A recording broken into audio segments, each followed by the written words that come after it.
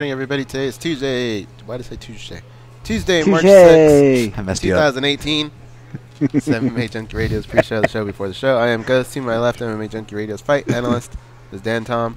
Back in New York, producer Danny. Otto. It me. Yeah. Otto, Matto. Used to call him Castro. My rap flow. Never called me any of those things. This is the first I'm hearing of this. Ask Biggie, he knows. That rhymed too. I don't know if you did it on purpose. You rhymed. You rhymed ask Biggie with Castro. Or he knows with Castro. Hey, Danny. Tomorrow, isn't it snowing a lot where you're at? Yeah. Are you gonna do? You gonna do Poppin' Zits with Danny Okers or what? Yeah. What is your fascination with this, sir? I know you want that to be the name of the show. I would rather be called Danny's Dumb Show than that. What would the segment be if the show was called that? Oh, that. Danny, how much? If they paid you to do this show, if they paid you, say, an extra $100 per episode, but you had to call it Poppin' Zits with Danny Okers, would you change the title? All I had to do was change the title, not the content? Yeah, just the title. $100 a show. Sometimes. $100 per person, or $100 just the split? Just you. Oh, I just get it, but I don't have to split it with the rest? No, you don't have to split it with them. Yeah, I guess. Poppin' Zits with Danny Okers. Yeah. Today we have John Crouch on the show. Yeah. Yeah. Yeah. You guys ever seen the movie Harlem Nights? Yeah. Remember that character? He's always like, yeah. Oh wait, no, that was no, never mind. That wasn't the Harlem Nights. That was Trading Places. I haven't seen that in a long time. Oh no, wait, I don't know. It's some guy that I confronts missed Eddie Trading Murphy. Places. That was a good movie. Yeah, that was Trading Places when In prison. Yeah. You guys are gonna see. My butler's gonna come pick me up anytime now. Yeah, that's right. That's great. Yes, that's right. I thought you had a limousine. Yeah. Yeah, that guy was great. Yeah. Yeah is always the best addition. Yeah. Coming up in a minute. I'm sure George knows himself some Trading Places when we get him on here. It's gonna snow tomorrow. It's gonna snow a lot. As of right now, the show is still on for tomorrow. It's Danny's Dumb Snow Edition show is tomorrow. All right. Snow Edition show tomorrow. Yeah. Yeah. Coming up in 30. All right. 30 seconds. Harlem Nights, though, that was the movie where they're shooting up. The guy runs behind the carnival stand, the abandoned carnival stand, to get away, and then they shoot it up with a Tommy gun. There's like three guys, two of them had Tommy gun. Yeah, the other guy has just the pistol at the end. If they spray, he goes pew pew. When they get two guys with Tommy gun, look at him like, what the hell is that about? That's when Arsenio Hall be tripping. That's great. Great movie. Harlem Nights, baby. Got it on DVD. All right, guys, coming up in 10. Only Dan Tom would. Ow. Stand by.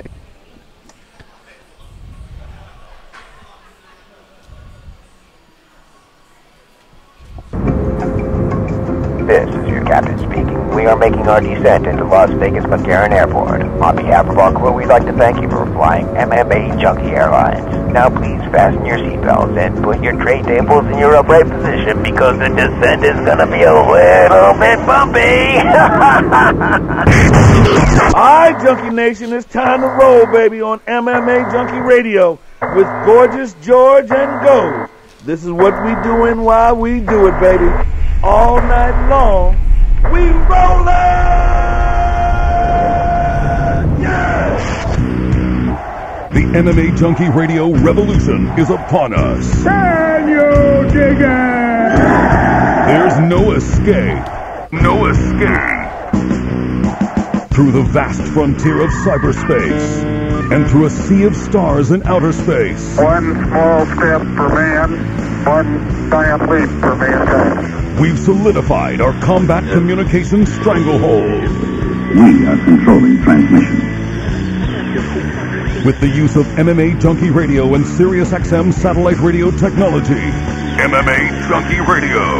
Commence transmission.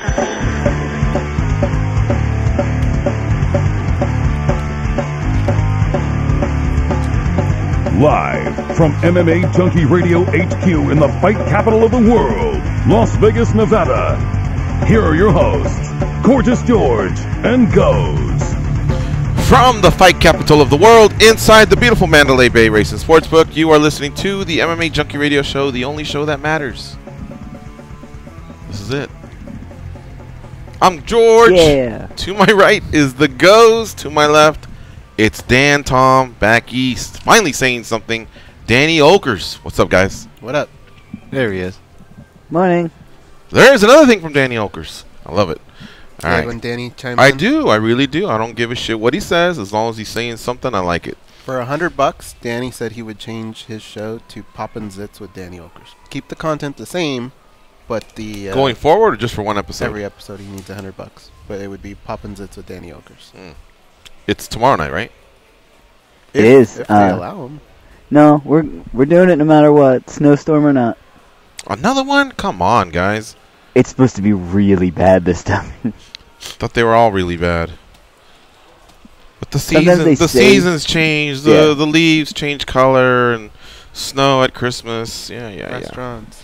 Yeah. We had our little fill of snow. I think we filmed the flurries, and a couple people got actual We lose our minds when we get and snow then out that there. was it. It was like, that's good enough for us. We're not trying to slip and slide and shovel it and all that other But bullshit. if you want to be immersed in it, drive an hour, you're there. True. So true. All right. We had a lot of guests yesterday. A lot of stuff going on with in-studio visits and guests, and then a couple via the phone. We didn't really get a chance to finish recapping UFC 222 or give some love to Bellator 195. So I want to do Bellator first, only because, look, let's be honest. They had their title fight, and then there's this big drop-off because they're adding more shows, and they just don't have that kind of stable where you're going, oh, man, the second or the co-main. Co-main was fun. The opening bout, all these other fights are just talkers. For me, it isn't. I mean, you thought so? I thought, no, matchup. Tamaglo and Warren? Yeah. I mean, I guess it did produce probably Caldwell's next opponent. And for Warren, it could be the end of an era. He is in his 40s now, if I'm not mistaken. And he's just, he's lost to the current world champion. He's lost to the former champion in Dantas. And now he lost to Tamaglo. And Tamaglo has an opportunity for a rubber matchup, with Caldwell. He's the only one to ever give Caldwell a loss. Yeah. So, okay, I stand corrected. The co-main did matter. But compared to even other Bellator cards, I see what you're saying. Yeah. I mean, just eliminate like 2 or 3 of them, and the Bellator cards would just get a little bit more packed, I guess, where the whole main card should matter. They just shouldn't be an open filler or a barn burner or anything like that. Like London's coming around nicely. That's what I want to see for every Bellator card. That's all I'm saying. Yeah. It is kind of interesting, though, with the London card, not to sidetrack the Bellator talk too much, that I'm really interested on that card. But then, you also wonder with what's going on with the, the TV deal markets, because I think that affects a lot of the viewership, whether you're U.S. or especially over there, because I think London, they're going to have that card, right? And they're going to be able to buy tickets to go see it live, right? But I don't think they're going to be able to watch it on TV, even on a delay like we are, over here on the West Coast. Bellator, as far as their broadcasting over there. But who's going to be able to watch it? The local UK people, I don't even know so that. It's like a weird. Really? It's kind of a weird. Yeah, see, that all needs to get sorted out, man. The whole West Coast thing. It's got to be like a big deal. It should be. Yeah, right. I mean, so look here. Look, Caldwell beat Higo. Right. He submitted him. It was slick. Oh yeah. Yeah. First round, Tamaglo defeated Warren. Christina Williams defeated Emily Ducati, who was a guest of ours, and I enjoyed talking to her. Split decision there, and Juan Archuleta defeated William Joplin. But look, I could go like 10 fights down on the UFC and what they did, and that piques my interest more than those last 2 that I just mentioned. Am I missing something, or you're missing one thing. Archuleta and Williams killers that I just don't know about? Maybe I'm the ignorant guy. I don't know. You're missing one thing. You had to pay for one. You didn't have to pay for the other. No, because 10 fights down, it was well, I guess technically Fight Pass I do pay, but no, I mean the FS1. FS1 is free. Yeah. You can compare the FS1 to that. To Christina Williams and Juan Archuleta? No, I'm saying that's fair because they're both free if you want. Also, the Junkie Karma was kind of a nice highlight of the card, I will say, right? A little bit of Junkie Karma from Kevin Holland. Yeah. I texted that to Goes. He didn't really fire back anything, not even a thumbs up or anything. But yeah, when he won, the manager hit me up right away. He goes, Junkie Karma. I had to watch it on delay. Oh, sorry to spoil this for you. Yeah. Well, he was on the prelims. 60 and 14 is Junkie Karma now. So that's that. Caldwell said, "Fuck those guys," to all the UFC guys like Dillashaw and Garbrandt. And what he's saying is he's the best 35 out there, you know, and he understands that with Bellator, they're always going to say, well, but you're not fighting in the UFC. He was very clear about his answers, and he understands that, but in the end, he just summed it up by saying, fuck those guys. I can beat them, too. I'll kick their ass, too. And I'd love to see him try, because I think he's a fun fighter to watch. I mean, he's not the only guy that could say something like that, right? Rory McDonald could probably get away with something like that, too. So it's fun to see a little bit of that. I just hope it signifies Caldwell kind of taking his next step, regardless of how anybody feels he might be going about it. I like seeing that because what it means. It means they want to take that next step. And when I was breaking down the main event for this fight, you know, it seems like this is the perfect time to do so for Caldwell if you really look at his build and trajectory. So it's good to see him do that. And I will weigh in and say, you know, I will, even though I only saw the highlights of the co-main event, that was an important fight for me for what that's worth. Kind of weighing in on what you guys are talking about there. You know, I'm a big fan of Joe Warren, so I want to see him fight. I do like Joe Warren. And baby Joe Timinglo, you know, it's a funny story. I actually wasn't too surprised when I remember seeing a spoiler of the result when he originally beat Darian Caldwell, because that was a big upset, right? And I wasn't too surprised because immediately I flashed back to one of the times where I was training at Alliance when Neil was there, and we showed up for one of the pro practices one day, and it was one of those moves where you're walking in and Neil puts the hand on the chest, stops you as you're walking in and goes, oh, by the way, baby Joe over there, that guy plays for keeps.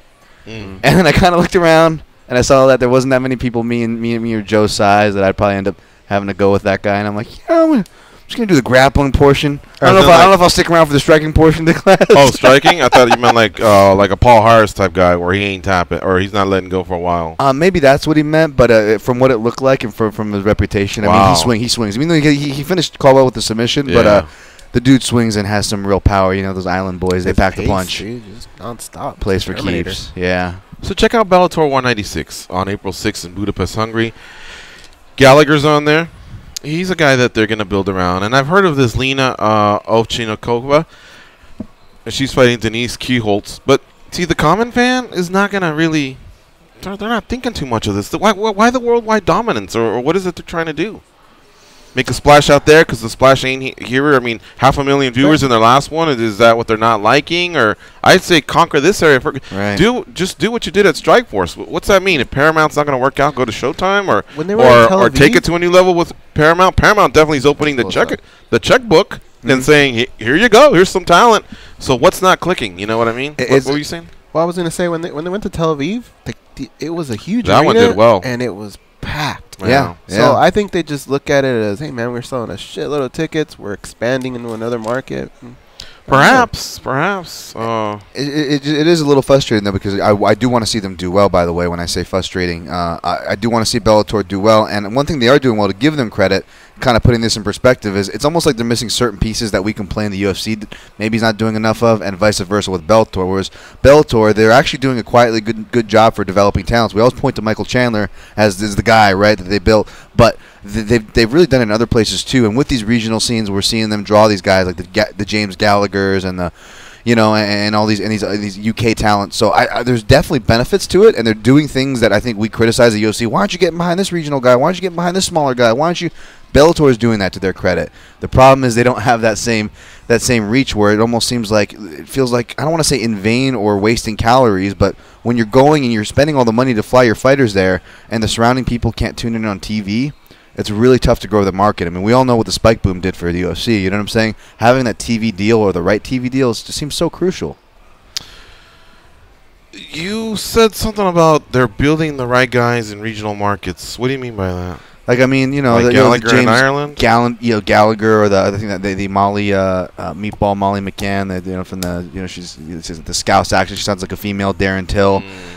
You know, Lima McFarlane, who, you know, it's been a kind of a slow and steady rise, and that's a harder division to get behind, granted. But I mean, whether, you know, there's a high ceiling or not, the fact is they're getting behind these people. They're putting them in their shows. They're giving them big fights. They're trying to match them up. They're making the effort that we often, I think, criticize to build them. The UFC, yes, yeah. I mean, whether or not what you think of them or what their ceilings will be, or maybe it'll be like Caldwell, like you said. Did you want to see him in the UFC? But I feel like Bellator has to step on the gas, man, and get to it already. Like, what are we, 8 years in since the tournament started?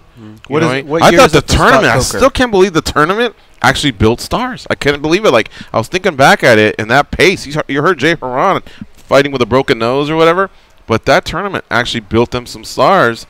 And here we're trying to figure out how stars can be built. One thing that had was the frequency of fights. Yeah. 2 was it was undisputed as far as who was next or who had earned their title shot. So that came with it. So, man, I don't know. I don't know if there's something to that formula. Now, granted, they're having a stagger tournament with the heavyweights, but those guys are built already. Yeah. All it's going to do is crown a heavyweight champion. Should have been crowned 5 years ago or 3 years ago or whenever it is they strip Minikoff. Boy, I get confused with trying to follow Bellator. Bellator 187 is a title fight. Primus versus Chandler. AJ McKee, another star, fighting Justin Lawrence, who I think has peaked out. Like, they don't have to build McKee anymore. He's McKee now. Like, he either needs to fight for a title or MVP. Huh? Same with MVP. MVP fights Move for a him up. title. He's got enough for a title. He's But got move him up. Yeah, Move him yeah, up, like, yeah. enough already. Yeah. Ferguson Jr. Okay, that's a little bit slower. He's fighting Devin Brock, who got a win, I think, in the LA card. And then after that, I'm not familiar with some of these other names. But the opposite of that, George, is sometimes they'll take guys and they feed them a title fight right away or a high-profile matchup, and it doesn't work out. And it's kind of like now it's almost like it was a waste.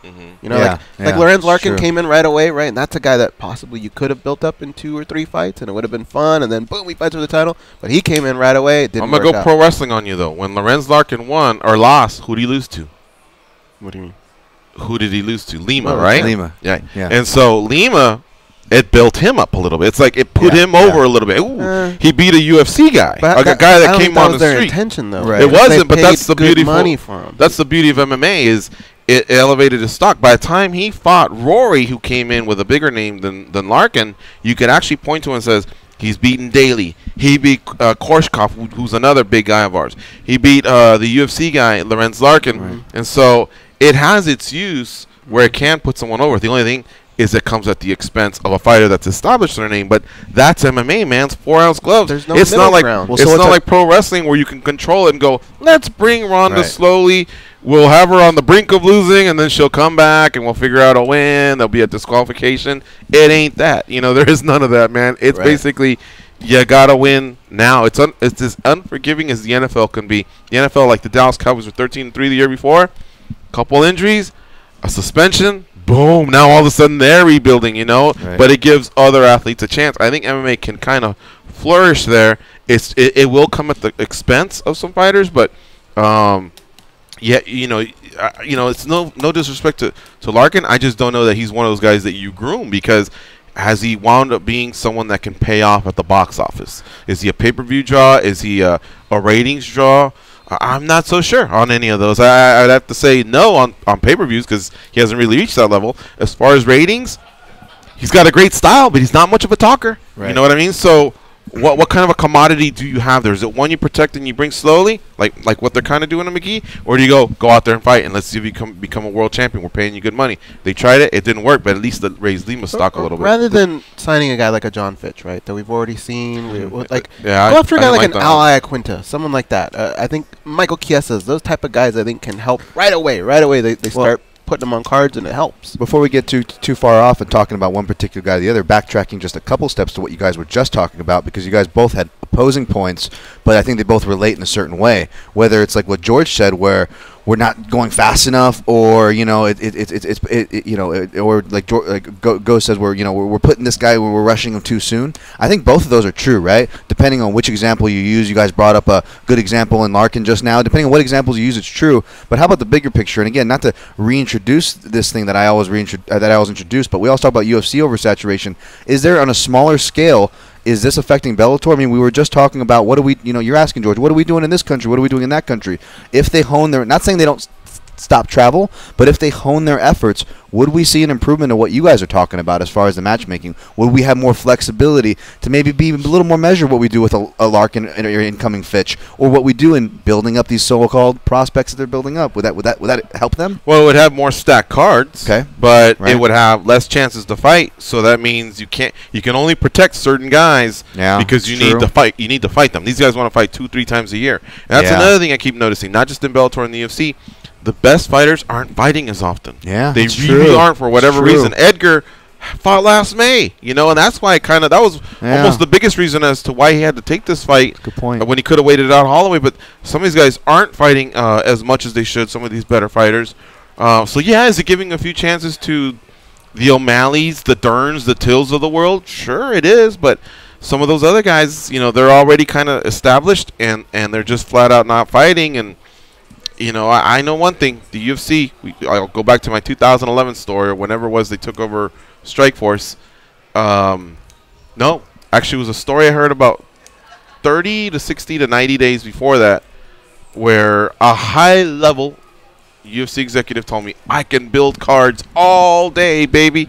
You give them to me, and I'll build them.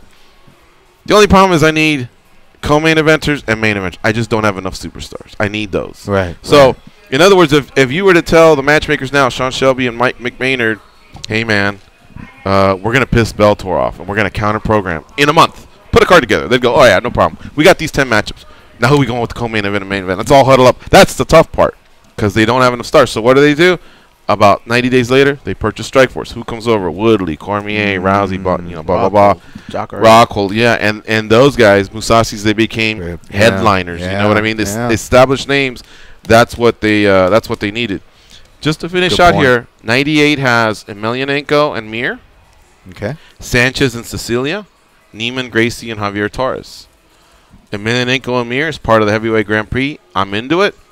Sanchez and Cecilia, I suppose I'll watch. Their names, they're fighters who I've seen fight before, but I don't know where I don't know where they reside in their pecking orders, their win streaks. Neiman Gracie I got excited about because I thought this was the first Gracie that could actually strike, and it turned out he just didn't have those skills that were publicized in the interview. Then we get to Bellator 199 in San Jose. Fitch, Daly, Lawal, Bader.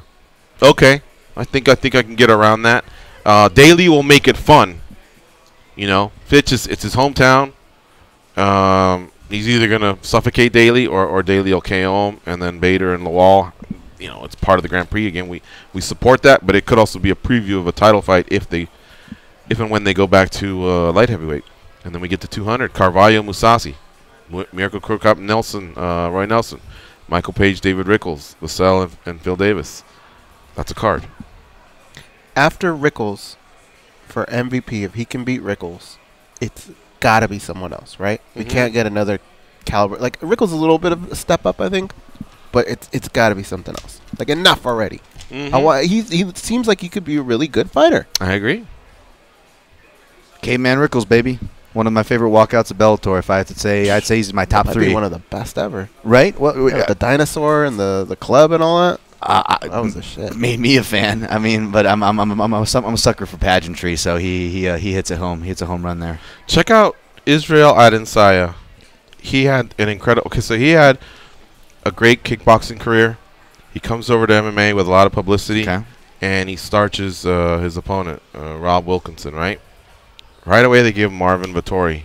Like, it's already a step up. Oh yeah. You know, with Michael Venom Page, I feel like it's still been not as as big of a climb. Yeah. You know what I mean? He's got to just take those climbs, and he either does well and becomes a star for you, or whoever beats him uses him as a stepping stone. I thought the Cyborg fight was a good fight for him. It was. Like, as far as caliber, moving up a little bit, and then what he did to him, I thought it was the perfect opportunity to maybe match him up with a Daly or something like that. But I think so, too. The Fernando Gonzalez fight, I could see why that maybe scared him away for a fight or two, but they've run out. To me, they've run out of excuses. That's in fact the most least defensible as far as we're talking about builds and stuff. That's one that's frustrated me too. Yeah, they got to get going, man. All right, now let's put to bed UFC 222. Our guest today, by the way, will be John Crouch, and he'll be joining us in about 10 minutes or so. So we'll do 5 minutes of trying to put the stamp on UFC 222, and then we'll do commercial, and then John Crouch. What? Some people on hold. Oh, for real? Yeah. You want to take calls? Hey. Yeah. All right. Are they any good or what? Who is it? Who is it, Danny? Muna from San Francisco. Muna. And Marco from Waco. Marco. Well, they're not the most talented on the roster, but let's take them. All right. Muna from San Francisco, what's on your mind? Hey, morning, gentlemen. George, just to touch upon what you were saying in terms of top fighters not fighting enough. And I think you are 100% correct. And again, call me a dummy if you guys have talked about this before, but with all the talk of Conor holding up the featherweight division and holding up the lightweight division, I don't know if you guys realize, since the start of 2016, Conor's fought, he's had the most professional fights out of anyone, out of all the contenders. When you look at Max, Tony, Khabib, Edgar, and Aldo, and again, I'm including the Floyd fight, but he still fought the most compared to anyone. So it's not like these guys, have been fighting all these fights in, within a 2-year period and waiting for Conor. None of them have fought. Khabib hasn't fought. Tony has only fought 3 fights. Aldo's only fought 3 fights. So just food for thought where folks are complaining about Conor holding up divisions, but he's fought either the same or more than any of those contenders. So prior to his loss to Floyd, coming off the Alvarez win, I think he fought 4 times in 10 months. Yep. So when he asked for that time off, he said, look, so he beat Alvarez in November. He said, I need some time off. I'm having a kid. He said April 1st. It turned out to be May. Nobody really had a problem with it because he had those 4 fights. Then he has the kid, and at that point we thought, well, shouldn't he be jumping into a camp now, or how's this going to work out? But at the same time, the Floyd thing got hot. We knew they were going to pay him a lot of money, and I think everybody, even other fighters in agreement, said, how can you walk away from that payday? Nobody can blame him for Floyd. Right. Yeah. So he goes out there, he performs, he loses, and then he says, hey, I could be back as soon as the end of the year, blah, blah, blah. Of course, some people were like, yeah, sure you will. Others were like, well, Conor said so, But at the same time, you couldn't really doubt him because, again, going back, he really did fight quite often. And he hasn't. He hasn't since then. So now you put all that time together and remove the Floyd fight because it was a boxing match, and it has been about 16 months since he last fought an MMA match with nothing on the books, which means even if he were to say today, accept the fight, it probably wouldn't be for another 3 months, so he would probably reach about the 19-month mark. It's just too much for someone that's holding a belt, and I agree with them going ahead to strip him. They're just going to wait for that week to make a big announcement over it. Now, what you're saying about Aldo and the others, so true. Khabib had injury upon injury, and then he had the weight issue, and then Ferguson, I don't know what happened with him. I know before Lee, he fought Dos Anjos. I think he just played the waiting game. He was sitting around probably waiting to get that Conor fight, and it probably cost him maybe a matchup somewhere along the ways. And then Aldo traditionally... he did have an injury, too. Did he? Okay. And then also you got to factor in that Tony, it wasn't just Conor, and Conor kind of affected them, which I'm not crapping on I think it's a great point, a great statistic that Moon is sharing.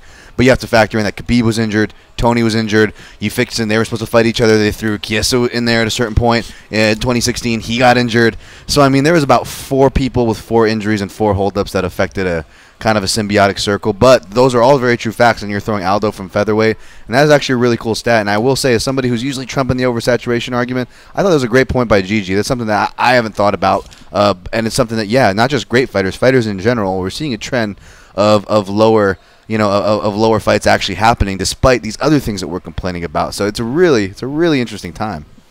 Thank you for the call, Muna. Great stuff as always. All right. Hey, let me know if you want me to take more time so Marco doesn't call in. The strategy almost worked, but we're hey, have a good one, you guys. Easy, we'll see it. Marco gets 1 minute. What's up, Marco? Go on a rant. Make it quick. Make it quick. Okay, you guys talking about Bellator and the overtone of lack of new talent, and I keep thinking they just signed John Fitch, they signed Mirko, and of course it's about to sign Chuck Liddell, the rumor is that for a multi-million-dollar deal. Are they trying to recreate 2008, man? So why do they keep looking back, dude? And that is the problem with Bellator. They keep looking back to the past, man, to dinosaurs, and they're not building the roster, and they don't promote their champions. I mean, they got a champion last Friday. They got an amazing win. He mopped the floor, which is a contender, and they don't hit people down. Bellator got a lot of homework to do, and it's not over something. Yeah. Okay, buddy. Thank you. Good stuff. The quiet cards are too quiet, aren't they? Mm-hmm. So here's the thing real fast. Danny can play me out the music because we do have to take a break. What's happening is this. If you think about it, Bellator is in such a tough spot. Look, Caldwell no one really is making a big deal out of him other than us, because he wasn't on a card with one of these aging superstars who could have put eyeballs on him, right? If they are, a lot of people will say, why aren't you promoting the young guy? It's because the older aging superstar will draw the ratings. But if they're not drawing the ratings, you know, then who's seeing Caldwell perform? It's like almost like this vicious circle. You know what I mean? Yeah, no kidding. Yeah. You want to give Caldwell more money because he's got the brighter future, but when him and or fill in the blank, Liddell or Nelson or whoever else fight, more people will tune into the other name. That's the sad state of it all. So viewers, go out there and watch lesser-known names and get familiar with them. Help build them up into stars. I don't know what else to say. It is like one vicious circle. It's MMA Junkie Radio on Sirius XM Rush 93. We'll come back talking to John Crouch, the head coach of the Lab in Arizona.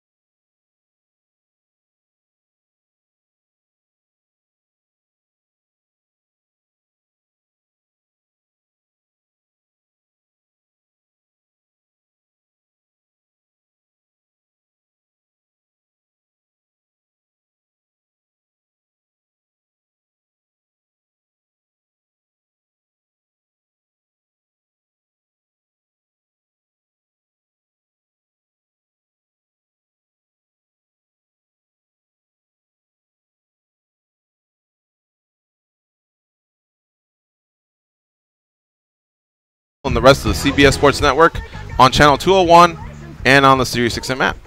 All right, pay attention now. Maybe write these down. You can follow the MMA Lab on, their website is MMALab.com, and their head coach is John Crouch. He can be followed at JCBJJ. He was in the corner this past weekend at UFC 222 of two of the rising stars of the Ultimate Fighting Championship is excited about. Mackenzie Dern, who defeated Ashley Yoder on the prelims, and Sean O'Malley, who defeated Andre Sukumthop in the on the main card. Coach John Crouch joins us now on MMA Junkie Radio. What's up, Coach? How you doing? I'm doing good, man. What's going on? Doing great, thank you. Thanks for joining us again here on MMA Junkie Radio. You're on with George, Goes, and Dan. And wow, what a great night for the younger fighters at the MMA Lab. I mean, you got to be really, really happy about that result, and not only their wins, the cage time / experience that they got, and at the same time, the glow that their names have now coming out of that weekend is like they hit a lot of check marks. Yeah, that's great. I mean, ultimately, all I really am concerned about is that they go through the right process and are growing and getting better. But it's nice to have all that, subsidiary stuff too. Mm-hmm. Quick finishes are the athletes love it, the fans love it. But can you talk a little bit about just how important, they spent 30 minutes of cage time combined, 15 minutes each. How much and how valuable that experience is for them, the octagon time that they had? Yeah, I mean, the more you're in there, the more comfortable you get, the more you feel like you're at home. So that's a great time to get it. Both those guys actually, they're such good finishers that they're going to get their chances. And so the more comfortable they get in the ring, in the octagon, I think the better they're going to be able to open up and let things flow, and that's going to lead them to their finishing opportunities as they go down the line. But I agree that experience in the octagon is awesome. And when they don't get it, obviously a lot of fighters are disappointed. What do you usually tell them? Hey, look, you got the win, and the cage time we just talked about, but is there something you need to tell them, or are young fighters starting to realize that a win is a win, especially when you get to the UFC? Well, that's the thing. When you're competing in the UFC, nobody's bad there. No matter how much bad social media attention they get, or people say what they say, you didn't get to the UFC on accident. You got there because you're a good fighter and you know what you're doing.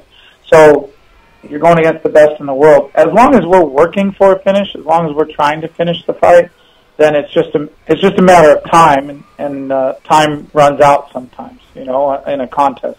So as long as we're just focusing on working towards finishing, those finishes will come, and I don't worry about it. So that's the thing I say. Now, each athlete's kind of different, and they feel how they feel about it, And but hopefully they can understand that it's all valuable in the process. Other than the win itself and handling themselves like a professional and representing the MMA Lab, was there anything else that each fighter accomplished that you were proud about and spoke with them about, or like I'm sure the coach and athlete at some point recap the night and do you set goals for your fighters? Well, they're all different, right? Like everybody has their things that they're trying to do, but both of these fighters are sort of unique in that if they are just themselves, they're going to have a lot of success. If they're able to do what they do, if the fight allows them, or they're able to impose their will, it's going to go great. So mostly our goal is to get where we're comfortable and work from there. And both those guys did outstanding. I didn't really get a chance to visit. I've talked to Sean a couple of times just to make sure his foot was okay. And then Mackenzie, I think, went on vacation already. I think she's in Hawaii now. So I haven't gotten to sit down to recap with them yet. I mean, I've talked to them both, obviously. But so close to the end of the fight, I like to give it a little bit of time and some distance to before we sit down and reflect, critically on it. Dana White did state that the foot was not broken for Sean O'Malley. That's great news. Do you have any further update now that we're about 72 hours removed from the fight as far as O'Malley's foot's concerned? He saw a foot guy yesterday, and they did not take an MRI yet because there's a lot of swelling in there still. Mm-hmm. So they're going to wait until the swelling goes down and then reevaluate. But, it's almost better sometimes when bones are broken. A bad sprain or, torn ligaments, they can take longer to heal. A broken bone, you put it in the right place 6 weeks later, it's never going to break there again. And so I'm hoping, we're hoping for good news. He said it's feeling a little bit better, but still really swollen at this point. So really no new updates other than there are no broken bones, but we're waiting to get the MRI for the swelling to go down to get an MRI. The MMA Lab coach, John Crouch, joining us here on MMA Junkie Radio. He was in Las Vegas this past weekend to corner Mackenzie Dern and Sean O'Malley, both who got wins. All right, Goes, what do you have for the coach, John Crouch? John, when it comes to Sean O'Malley, a lot of people that were watching live or watching on TV, they noticed the injury at different moments in the fight. Some were able to notice right away, and others, it took a while, a couple grimaces, that sort of stuff, to figure it out. When did you guys exactly notice it, and what kind of instructions were you shouting? Well, I noticed it. He did it on the question mark kick. and that's when his foot, he hit Andre in the head, but it bent back his foot pretty good. And that's when I thought it happened, because I saw him put it down and wince there. And then I think as he put more weight on it and did a couple more things, it exacerbated the injury. So that's when I noticed it, and really it was just about survival at that point. And you know, I didn't say too much. The other corner, Tim Welch, he and Sean have a really special relationship, and he's a big part in Sean's progress. But rather than just scream and yell at him, we fed some stuff, and more it was just about relaxing and controlling the position. When Andre got on top, it was actually a good thing for us. You know, Andre's a tough fighter, but finishing skills in jiu-jitsu aren't necessarily on the list of things that he's strongest at. So we were defending ourselves well on the ground. We knew we were losing the round, but we were just trying to stay off the foot. So basically the instructions were to relax and control the position. With Mackenzie Dern, this was her first fight in the UFC, and I know it's a different stage, but at the end of the day, the fight should be the same. What kind of different instructions, or was there anything psychological that you had to change from previous fights to this fight because of the magnitude of it being in the UFC? No, Mackenzie's been in a lot of competitions, big spotlights, and granted, none are as bright as the UFC. But she's used to getting on stage and performing, so she does well in performances. Like, she's better in performances than she is, or competitions than she is in practice. So more, it was just she was seeing a southpaw in a fight for the first time, so making sure she circled the right way was a big thing for us. And it ended up we got hit with that too a lot. We got hit with Ashley's too a lot because we didn't do a good job. We didn't do as good a job as we wanted to, circling away from her power. So really it was just about technical advice. I think most of what I said in that fight was, I think I said circle left about 6,000 times. John Crouch, one of the top coaches in the sport of mixed martial arts, joining us now on MMA Junkie Radio. He is the head coach at the MMA Lab in Glendale, Arizona. We're talking about the wins over Dern and O'Malley, but he's been in the corner of some big fights. Notably, Benson Henderson, one of his top guys over there, has been cracking skulls for many years. All right, Dan Tom, our fight analyst, what do you have for John Crouch? Man, I'm glad you brought up Benson Henderson, because I was going to ask about that, whether it's guys like Benson Henderson or guys, you know, on a different part of the spectrum as far as personality-wise, like an Alex Caceres. Does coaching these different types of personality types and fighter styles, does that kind of help when you come across people like, you know, Dern and O'Malley, which are two different, bright but different characters in their own right? Yeah, I think every person is different, and there's I think it's a challenge. I think it's a huge challenge as a coach to be able to get out of your own wheelhouse and help make them stronger in what they like and what they feel best doing. You know, it's been a challenge for me anyway. Maybe other guys don't find it to be, but yeah, like you mentioned, Alex and Benson, they're about as far apart as you can get as far as personality goes. So it's been a challenge and a real learning experience, but I think it helps me when I coach Mackenzie, but it helps me when I coach everybody, because each individual at our team is a little bit different. And adding on to that, you kind of briefly touched about, you know, getting Mackenzie comfortable with a southpaw in battle, but obviously you have a lot of southpaws. We just mentioned some at the gym. Are these characters and stuff that you've helped coach up, are they turning into maybe kind of upperclassmen roles? I know it can be a selfish sport at times, but what's the environment like there for the younger fighters meeting the, you know, elder classmen, so to speak? Well, a bunch of these guys, Tankio and Jakar, James Nakashima, who's the LFA champion, Sean, a bunch of these guys, Mackenzie, they came here as amateurs, and they've built their pro careers and made it to the UFC. And they did that with the help of people like Benson, Yatsun Meza, Victor Meza, Efren Escudero. So we do have that. I mean, I believe it's really important to have a team in place so that there are support of older people you can ask the questions of, you know, how do you do this? What do you do for weight cut? How's your diet when you get to this? What do you do fight week? You know, all those guys are there as sort of mentors is a little strong of a word, but, you know, just the people that you trust and advise. And, you know, Sean gave, before John Moraga fought the Russian a little while ago, he gave Johnny some great rounds and got him used to the speed and the quickness of the Russian guy. Really helped us. So everybody's in there helping each other. And Mackenzie worked with Courtney Casey and Lauren Murphy, both of whom went southpaw the entire camp for her. So we definitely have that in place. I'm glad you mentioned that because it's a super important part of what we do. That's awesome, and it does come across from an outsider perspective for what that's worth. But Coach, just one more question on a personal note for me, on a personal itch there. I think it was John Moraga, or I want to say maybe it was Brian Barberina, when he was on here on the show, saying that you do like some type of pick contest, or you're a pretty good at breaking down the fights, and you do a contest with your fighters there. Yeah, we do it fight week. We take the bout sheet and circle who, put our initials by who we think will win. So I'm not going to brag about my skills, but I've done okay. All right, that means he's pretty damn good.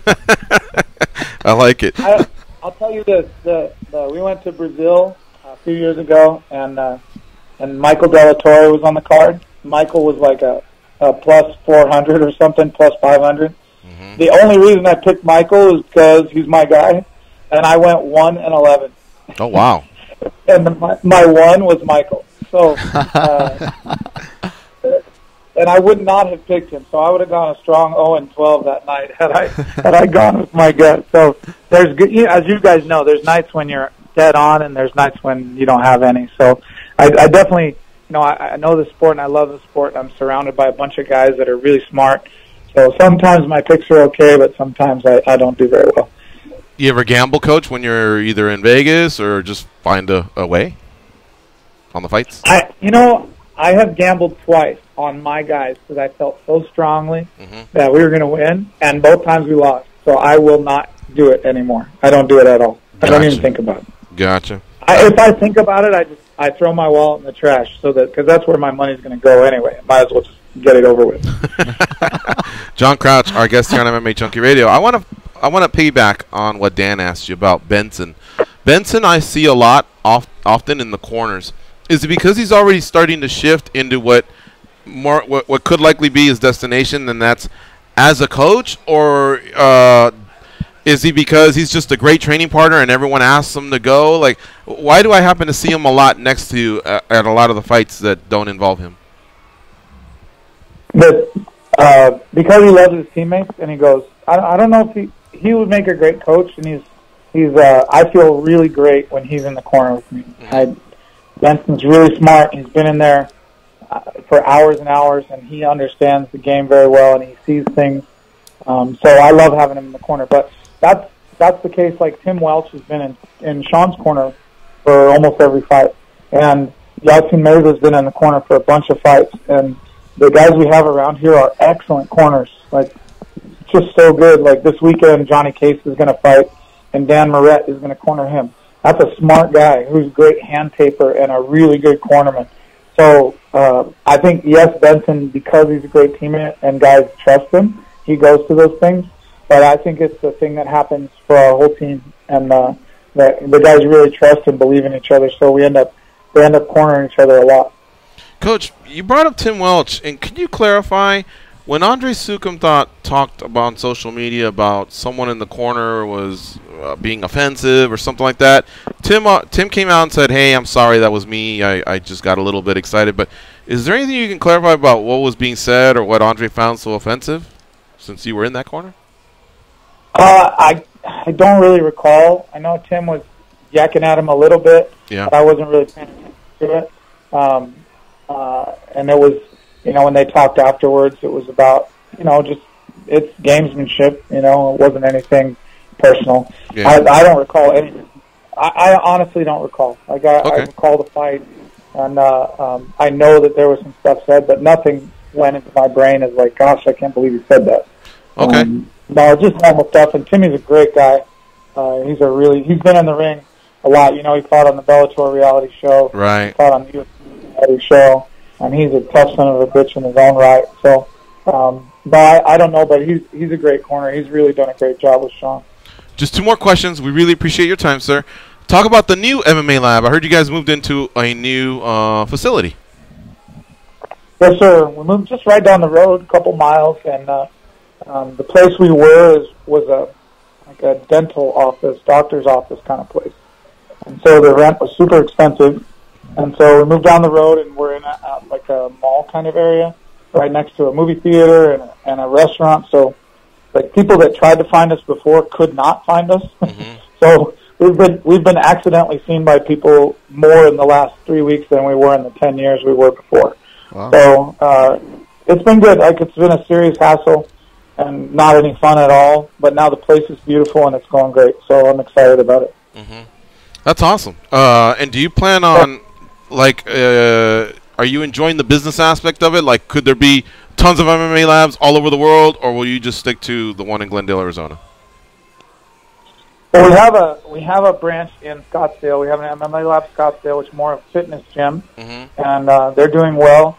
So, you know, that'd be great if we could branch out and make some money that way. That'd be awesome. But really, it's about the quality of what goes into it. So it would depend on the people that were doing it. It's not something I'm against. You know, I'm not against having money. I wouldn't be against my kids going to college, but it would have to be to go into business with the right folks. Gotcha. Okay, and the last thing I was going to ask you was, you mentioned Lauren Murphy and Courtney Casey and now Mackenzie Dern, and of course we know the other guys that were mentioned earlier, John Moraga, Benson Henderson.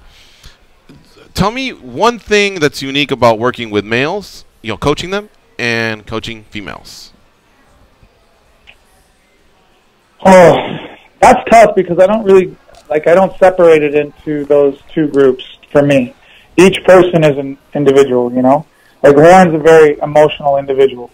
So, you know, working with her is different. Like, there are things that she likes better. Courtney Casey is a machine. Like, you tell Courtney to do something and she'll just do it. Like, she's into it. Whatever you tell her to do, there's no hesitation. There's no talking about it. She doesn't feel any emotion about it. She's just going to do it. And that has nothing to do with male, female. That just has to do with people. So I would hesitate to say that it's a male-female thing, and more it's just an individual thing. But I coached women for years back before I started MMA. You guys know, I mean, it was before, but I'm a band nerd from way back. So I taught high school color guards, which are all girls. So I taught 30 and 40 teenage girls at the same time. And I can tell you that you know, Anson Dorrance, who coached North Carolina, and you know, Pat Clement, all those coaches talk about building a relationship for women in a team is really important, more important than it is with men. So I think about that sometimes, but it rarely comes into play in MMA. There you go. Great answer. All right, Coach. Well, thank you so much for joining us here on MMA Junkie Radio. It's great that your team got those wins. And like I said, I mean, not only the media, the fans, everybody's tabbing them as potential superstars, and I think they have a great trajectory. So thank you again for the time, and hopefully we can catch up again soon. Yeah, I appreciate you guys having me on. Thanks a lot. All right, thanks, Coach. Folks, that's John Crouch, one of the top coaches in mixed martial arts. You can follow him on Twitter at JCBJJ. We're going to take a quick break now, and when we come back, we'll tell you what's happening in the second hour. It's going to be wide open, man. This is a chance for you all to call in, 866-522-2846, and we'll just keep trudging along, shutting down UFC 222, which took place here in Sin City this past weekend.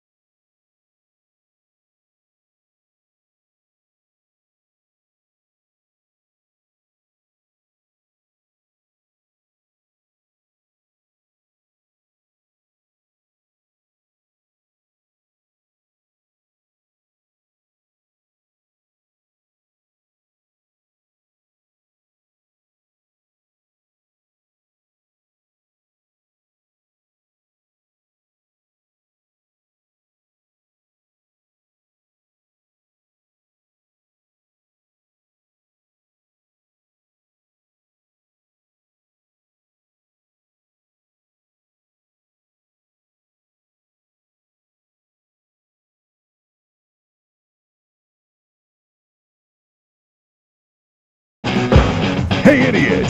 Yeah, you! Can you please tap that rather large fellow on the shoulder and tell him it's time for more MMA Junkie Radio with Gorgeous George and Goes? Thank you. Just in time for conference basketball tournaments, SiriusXM has 3 channels dedicated to 3 of the biggest conferences in college sports. SEC Radio is on channel 374. ACC Radio is on channel 371. And Pac-12 Radio is on channel 373.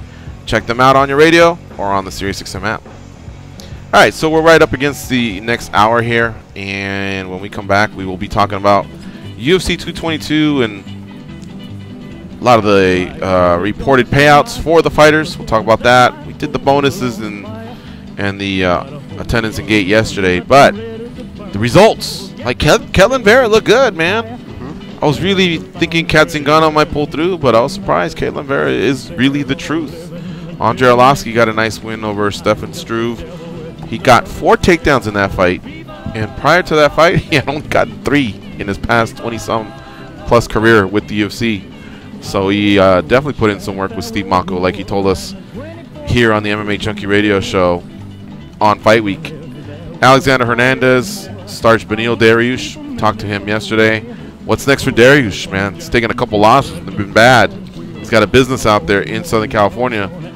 I'd really like to see him not fight for about a good 6 months, because the Barbosa KO and the Hernandez KO are both within a year.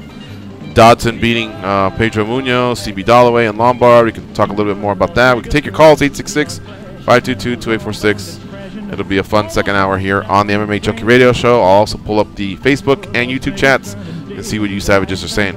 Stay close. We'll be right back. It's MMA Junkie Radio on SiriusXM, Rush 93.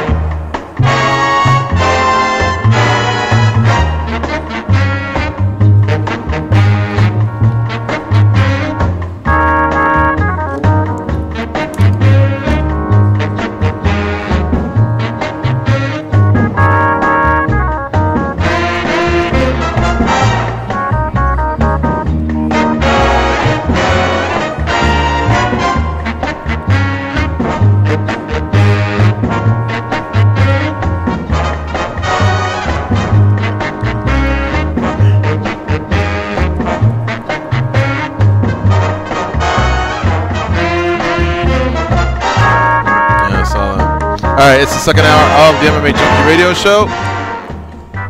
What the hell was that?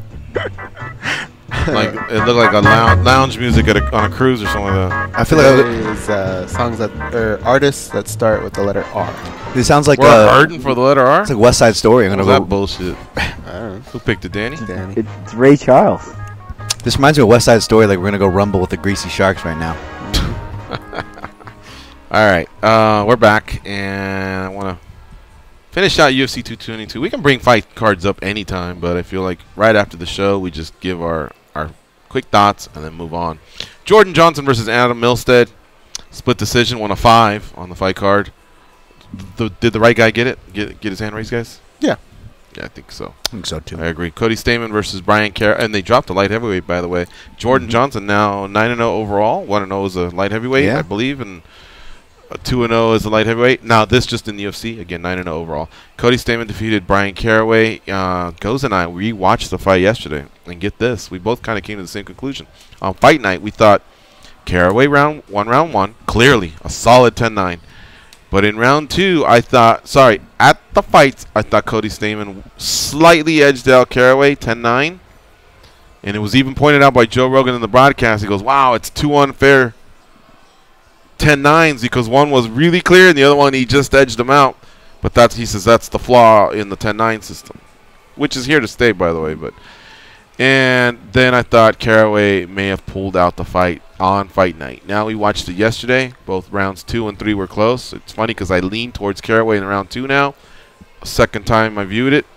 And leaned towards Stamann in round 3, which either way produces the same result. Yeah. But it just goes to show you that no matter how close rounds 2 and 3 were, you can't really fault the judging for going on the side of Stamann, and Caraway just unfortunately lost a close fight. That said, this is, I feel like one thing that hurt Caraway. So in other words, on my card, I still had Caraway, 29-28, but I had him now winning 1 and 2. But I think one thing that may have hurt Caraway is when he missed, it didn't look good. I mean, he was whiffing. And if the judges were scoring failed takedown attempts, he had a lot of them. So, yeah, he was in the center of the cage most of the time. He was leading the dance, being the aggressor, the initiator of exchanges, attempting takedowns. In the past, we reward all that. In fact, we still do because Nevada's still doing 2016 rules, right? To watch Diego Sanchez fight. Yeah, and then but he's also missing on some of these. So are the boxing-oriented judges thinking, oh wow, that's a wild miss? That's some ugly boxing there because Stamann has the prettier boxing and he had those shots that were more damaging. Could that have been what it was? Who knows? But Caraway, they noted the return of Adelaide Byrd. She also reffed his Aljamain Sterling fight, and she gave Aljamain Sterling a 30-27. So, however soon they found out that she was also doing this fight versus Cody Stamann, at some point on Saturday, they had to have known that he really, really had to do what I always say, and that's convincingly win rounds. Well, she comes from a boxing background. It's not like they weren't trying it, but still, he just hasn't had good luck with her. Anyway, Caraway's stock won't drop as much as getting iced and completely knocked out, but he doesn't fight often, so he needs to fight right away. And he's always just kind of been a grinder, so the wins don't really catapult him too much. The losses don't make him look too bad. Stamann is now 3-0 in the UFC, 17-1 in the UFC. So he's doing as good as he can. That's a tough out to get by, Caraway. Yeah. And, many people thought he lost. So the fact that he just got out of there with a win, he should just be wiping the sweat off his brows and give me the next assignment, What'd you guys think of the fight? At the fights, I gave Caraway round 1, but I thought round 2 was really close. And then round 3, I thought Caraway won. Going back and watching it, I thought you could actually give him round 2, and I thought round 3 was the one that you could maybe flip-flop. Yeah. That being said, I think maybe he just didn't get credit because a lot of his strikes aren't sexy, right? They're in the clinch. It's dirty boxing. There's a lot of knees, a lot of jabs that he was landing from the second round on. His jab was landing over and over and over. but they're not sexy blows, right? Like you see with Cody's throwing hooks and landing some uppercuts. So I think that's maybe why it went that way, but I felt Caraway won the fight. I didn't go back and rewatch it. Now I'm interested too because the take you guys both had the same. You know, after going back and rewatch, my first take was like Goes, where I thought he won the first, second was close, and I thought he stole the third because of the meaningful offense, the transition, the submission catches, and the meaningful strikes.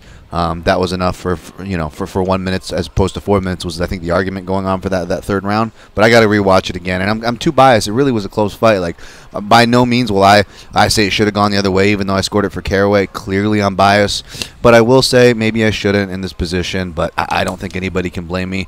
I will say it was easy to be upset with the judging, not for that fight because it was a close fight, but the fact that you have Adelaide Bird on there is just opening themselves to be upset, and the fact that the decisions we were having so many unanimous decisions on a split decision scorecard, which is usually a telltale sign of surface value of what's going on. And watching fights in the room there for the Contender Series and watching Adelaide look at fights, because I like to watch people's face. And again, I'm somebody who's spent my life doing this, and it reminded me of when I'd be teaching a kids class, and she looked about as informed as the parents looking on, and that's the last I'll say about that. But yeah, and part of the reason you haven't seen her judge much, anyways, because she also turned in a bad card in boxing. Which is where she comes from. So who knows? It's not good days for her. Canelo, Clorematol, what's it called? He had a... I don't know what it's called exactly. Clenbuterol. Yeah. Clenbuterol. Yeah, he... so contamination in the meat, which is prevalent in Mexico. Not an excuse, but it is. It's actually happened quite a few times. Says he's relocating to San Diego. He's the one that immediately came forward and... talked about this and informed his opposition. He's actually the one that wanted the enhanced testing. And they went with VADA. And so I believe that he's actually asking for more testing going forward. I don't know. This all sounds to me like maybe there could be a pass there. I don't know. But I think the fight will still happen. It's weird that he, again, is the one that pushed for this, and he's the one that pops. Yeah. Well, luckily it happened now, right? Yeah. So now going forward, we'll make sure that we have 2 clean fighters night out. I just don't know what they agreed on and what kind of suspensions or what the repercussions will be, but that did happen yesterday. So I don't know if this fight will be in any kind of jeopardy at all, if there'll be any sort of suspension, but we'll see. All right. Zach Otto defeated Mike Pye. Oh, what do you guys want next for Cody Stamen? And Brian Caraway. I'm high on Stamen, man. And of course, I was rooting for my boy Caraway, but Stamen's a legit prospect. I was high on him before the fight. Caraway is a deceptively tough fight, so I don't think he should be criticized for having a close fight, or condemned, I should say. Like I still would like to see him move up in the rankings. That's my opinion. Who'd you like to see him fight? Who? Wow. Okay. I'd say more of a. Well, he had kind of the established name in Caraway. 35s. Let's give him a. He's coming off of a loss, but like maybe somewhere right around Aljo as far as name and ranking wise. Somewhere right around Aljo has Brett above. Johns, I think. Okay. So, but I get what you're saying. That type. Well, no, he just fought. He also fought Aljo. What are you talking about, Caraway? Stamen. Okay, Stamen. Yeah. So yeah. So maybe the winner of Johns and Sterling. That actually makes sense. Yeah, if they're matching up with Johns. Yeah. But with Caraway, I don't feel like his stock really dropped that much, and especially with him being gone, I honestly think you can take a high-profile fight and just give him the loser of that fight somewhere. Even that would even work, but even except Aljo, he's already fought. But who did Font just take care of? Almeida, right? Maybe like Almeida's coming off a loss. Yeah, I guess that wouldn't be bad. What about wild card? Sorry, Cruz. Munoz is also coming off a loss to Dodson. No, Cruz is too high. Cruz is either wanting. See, now that TJ's champ, right? I think he has that card to play. Hey, I beat you. Yeah. Whereas when Cody won, he wasn't in a hurry to get the rematch. And I'm not implying that it was because he got starched. I think at the time, for one, he had an injury. 2, I think he knew that he got beat bad, and so he may not even be in line to ask for that. I don't know, but I did not see a lot of that. Give me Garbrandt. I want my title back. It wasn't anything like that. So I don't know where we're at. I heard that the injury that took Cruz out, like forearm or elbow or something like that, break. It wasn't that it wasn't going to be one of those that held him back too long. Okay. So I'm hoping that we'll see him soon. I guess you know what I was getting at that makes sense, and yeah, that doesn't make sense. But I guess what I was getting at that is I love those matchups where this was Ricardo Lamas and Aldo was one of those where I like seeing the veteran guy who was been up at the top and just going through the ranks, and now he's been getting run by these young guys. Give him a break in the rebound fight that we often call for, right? But you give that veteran, that ex-champion, you give him the break in the quote-unquote easy fight. You don't do it in an insulting way. You take another veteran who's earned his stripes that for whatever reason, he might have been like a Jim Miller type guy who got on his win streaks, but he never got the contender fight, much less the title shot. You give him that big name that was always out of his reach for the prime of his career, and you kind of give that as his reward, a shot to upset. You know what I'm saying? And I think Lamas and Aldo was kind of a good example of that, where it really gives one guy who has always been there, he's always been the name, but he's usually been the stepping stone. Well, why don't you reward him for once, match him up with another name of equal tenure, but maybe higher clout and ranking, and it balances itself out. I love matchups like those. Moraes has Rivera. Jimmy. But I could even see the loser of that fight. Because of so much that's going on at the top, I could see the loser of the fight matching up with one of those with guys. Caraway. Either one. Yeah, sure. I could see that. I wouldn't be opposed to that. But let's see. I want to match up winners with winners whenever possible, and guys coming off losses versus guys coming off losses. I hate saying losers versus losers because if somebody just grabs that, it makes it sound like. And so right now, I would say all signs point to Dillashaw versus Mighty Mouse. That's just happening. No way around it. In July, it sounds like it. Ali Abdelaziz would disagree with me, but we'll see. I keep hearing of all the matchups out there that haven't been paired up. The one I just keep hearing a lot of is Garbrandt versus Sunsao. So I'm almost going to assume that's just a go. Cruz, injured. Rivera gets Moraes. That's official. June 5th in Utica, New York. Fernandez is out at one championship. He fights this week, by the way. Or this month, sorry. Lineker has not been paired up with anyone. So maybe that's a possibility for... Caraway? No, the guy that beat him. Stamen. Yeah. Stamen. I would say Dodson, but Dodson and Lineker mixed it up already once. So Lineker may say, well, I already beat him. There's no sense in doing that. Caldwell and Dantas are in Bellator. And Sterling's matched up with Brett Johns. And so Caraway and Munoz maybe, both coming off a loss. Same card. Run it. It would be a fun fight. Font is coming off a win, so you could give Font to either Dodson or Stamen. Yeah. There you go. We just did it right now. That's a fun division. Yeah, Almeida's another guy coming off a loss. Kelleher's coming off a win. He's probably saying, give me someone, right? Okay, that was fun. I think we got close there, and I don't think there's really a right or a wrong. Zach Otto is now 2-2 in the UFC. Mike Powell's retired. I'm sure Zach will get somebody else to fill a card somewhere, maybe on a Fox Sports 1 prelims. I think he's earned that. Very fun to get to know him on the show. Also got awarded his black belt. Cormier and Rogan clowned on him a little bit, like not on him, on that Henry Matamoros guy who I told you I met in Costa Rica. Just felt like then wasn't the time to give him a black belt because he got a win off strikes. You guys, do you guys have a problem with that? I don't think so either, because it could be accomplished and he just wanted to do it on a bigger platform. Yeah. You know what I mean? Hey, man. I remember when Randy got his from Neil. I thought that was really cool. But was it off a submission win or? It was off of James. It was submitting James Toney. That's what I was about to say. I was about to say I can't weigh in on this because I'd be a hypocrite. I was ranked under Neil, and Neil gave. Not that I'm against it, but Neil did give Randy a black belt for submitting James Toney, which you can make your jokes about. Hey, you think you could submit James Toney? Huh? You think you could submit James Toney? Yeah. How about you guys? guys? You throw that bonus in front of me, I'll think so. Just duck in for his leg and take start his working back. whatever. Yeah. John Smith low single. Let's go. Let's see here.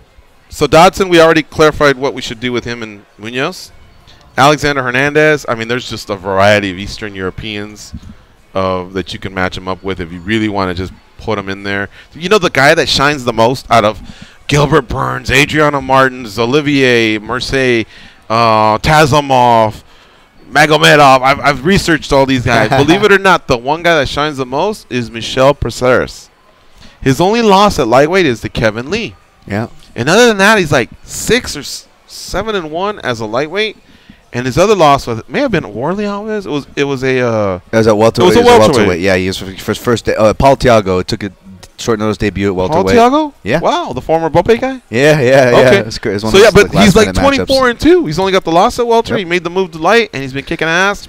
And believe it or not, out of all those guys, he seems to be the closest to like making a move and getting into these other matchups with the Chiesas of the world, the Lees of the world, the Barbosas of the world. He's back at welterweight now. He's just stuck. Who, Perseris? They sent him back. He missed weight like 4 out of his last 5 fights. Fuck. I think that's been the politics about him getting good matchups because he's been on an insane Gilbert win streak. Burns, Alan Patrick. There's so many of these guys that they're winning, but they're winning overseas and they don't speak English, and so they don't blow their own horns. Go ahead, Danny. Have fun with that one. And so because of that. Trust me, the UFC has no problem with it because they just keep filling cards, and then at some point they have that perfect fight, that starch KO, or they bust out some English, and the UFC goes, yeah, that's our guy. You know what I mean? But in the meantime, they just keep racking up wins, and if you're not making any noise, guess what? We'll just pay you 28 and 28, and 32 and 32, and 36 and 36, and that's it. You know. Whereas a lot of these guys could really, really be making way more noise for themselves. Dariush, I don't even want to match him up. I think he needs time off. I really like the guy, and he's gotten so much better than the decorated grappler that he was in the Southern California region. He's very respected as a grappler, just like Fabricio Verdum and Rafael dos Anjos, 2 great grapplers, became great strikers. I think Benny's become a really, really good striker. Unfortunately, he's been on the end of some bad KOs. So right now, let's give him some time off. Let him grow his affiliate of King's MMA that he has in Anaheim Hills, and we'll just have to revisit that at some point. It's so weird the way they happened because this Saturday, it was quick, right? It was under a minute, so it's not like you got to see much of him. And even before that, like Edson Barbosa, he was winning the fight up until it happened. So it's like you almost want to say don't sink your head too much, but at the same time, I would think that would even make him do it more. It sucks. You know? Time off. Maybe even a year, maybe 9 months. I don't know. But don't fight anytime soon. Mackenzie Dern and Ashley Yoder. So we'll do this fight card, and then we'll move on, and we'll have the main card to finish out as well. But let's just do this last one. Mackenzie Dern and Ashley Yoder. Look, I think Yoder, she may get cut, man. Is she 0-3 in the UFC? I think so, actually, now that you mention it. I hope she doesn't. I hope she gets a 4th fight. I really like the Spider Monkey. She has lost her 3 fights in the UFC. Before that, she was 5-1. But no one's finished her. And the fighters she's fought are really good. I like Justine Kish, even though she lost her last fight when she moved to flyweight. Angela Hill has become a really, really good fighter. She came out of the Muay Thai world, but she's become a good MMA fighter. And now Mackenzie Dern, she competed, man. She lost a split decision to Mackenzie Dern. I don't think it should have been a split, but I also think that close. one of the 2 rounds she lost, so not the 3rd. It was a winnable round for her. Yeah. And I think she presents herself well. I think the UFC should really keep her. But anyway, so that's it. I don't even want to match her up with her because I don't even know who's at the bottom of 115 to match her up with. But Mackenzie Dern, I would love to see. In fact, let me say one more thing. Who's the Hawaiian gal? Kylan Curran? Kylan Curran. I think the way she got a pass, Ashley Yoder should get a pass. Yeah, I would She had suffered quite a few losses, and the division wasn't as stacked, so they gave her more. Mackenzie Dern, who do you want to see next for her? Really quick, I thought Ashley looked prepared in the fight. You know, she fought off the takedowns early on. She knew that was coming, and I thought Mackenzie did a great job of. You know, we all thought she was going to come in and shoot and try and get that takedown. She came out guns a-blazing as well. So I thought they both had a great performance, and you're right. It would be sad to see her go. I mean, Tough. You know, people know her through Tough. She's had her fights now with the UFC where she's represented herself. Well, I don't believe, like, if you log on to her social media, you go, oh, I can't believe she said that or wore that or did that or said that or whatever. She, I just think that's someone that you want to get a pat. When you're going through the files and going, wow, what do? We usually cut here.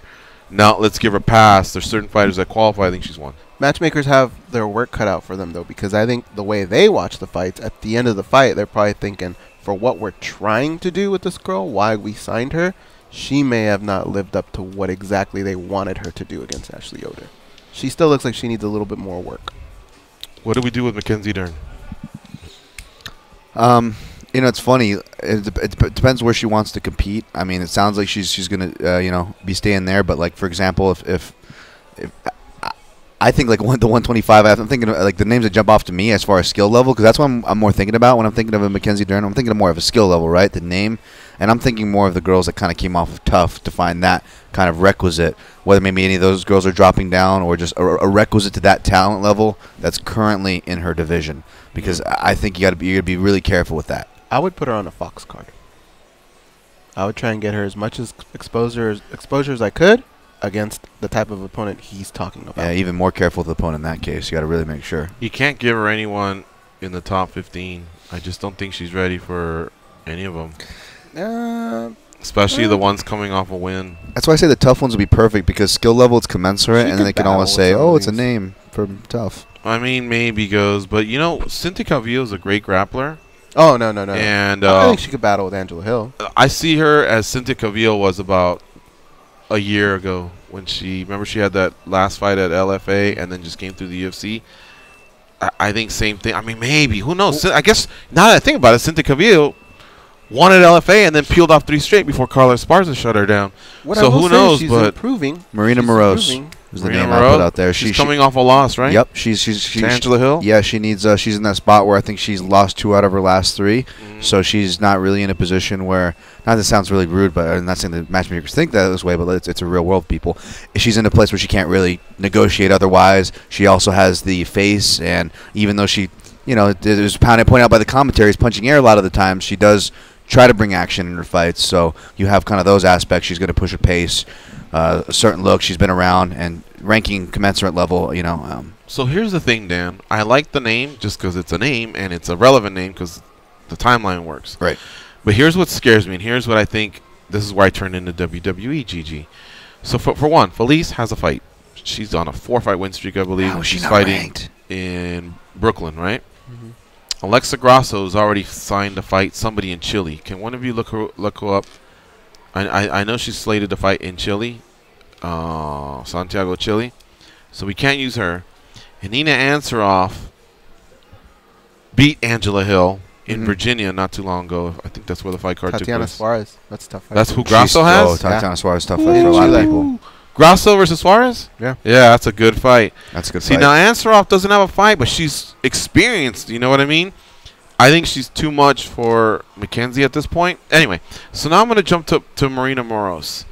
I really like the matchup, with the exception of if for one moment I'm the UFC, what do I get if Marina Moroz beats Mackenzie Dern?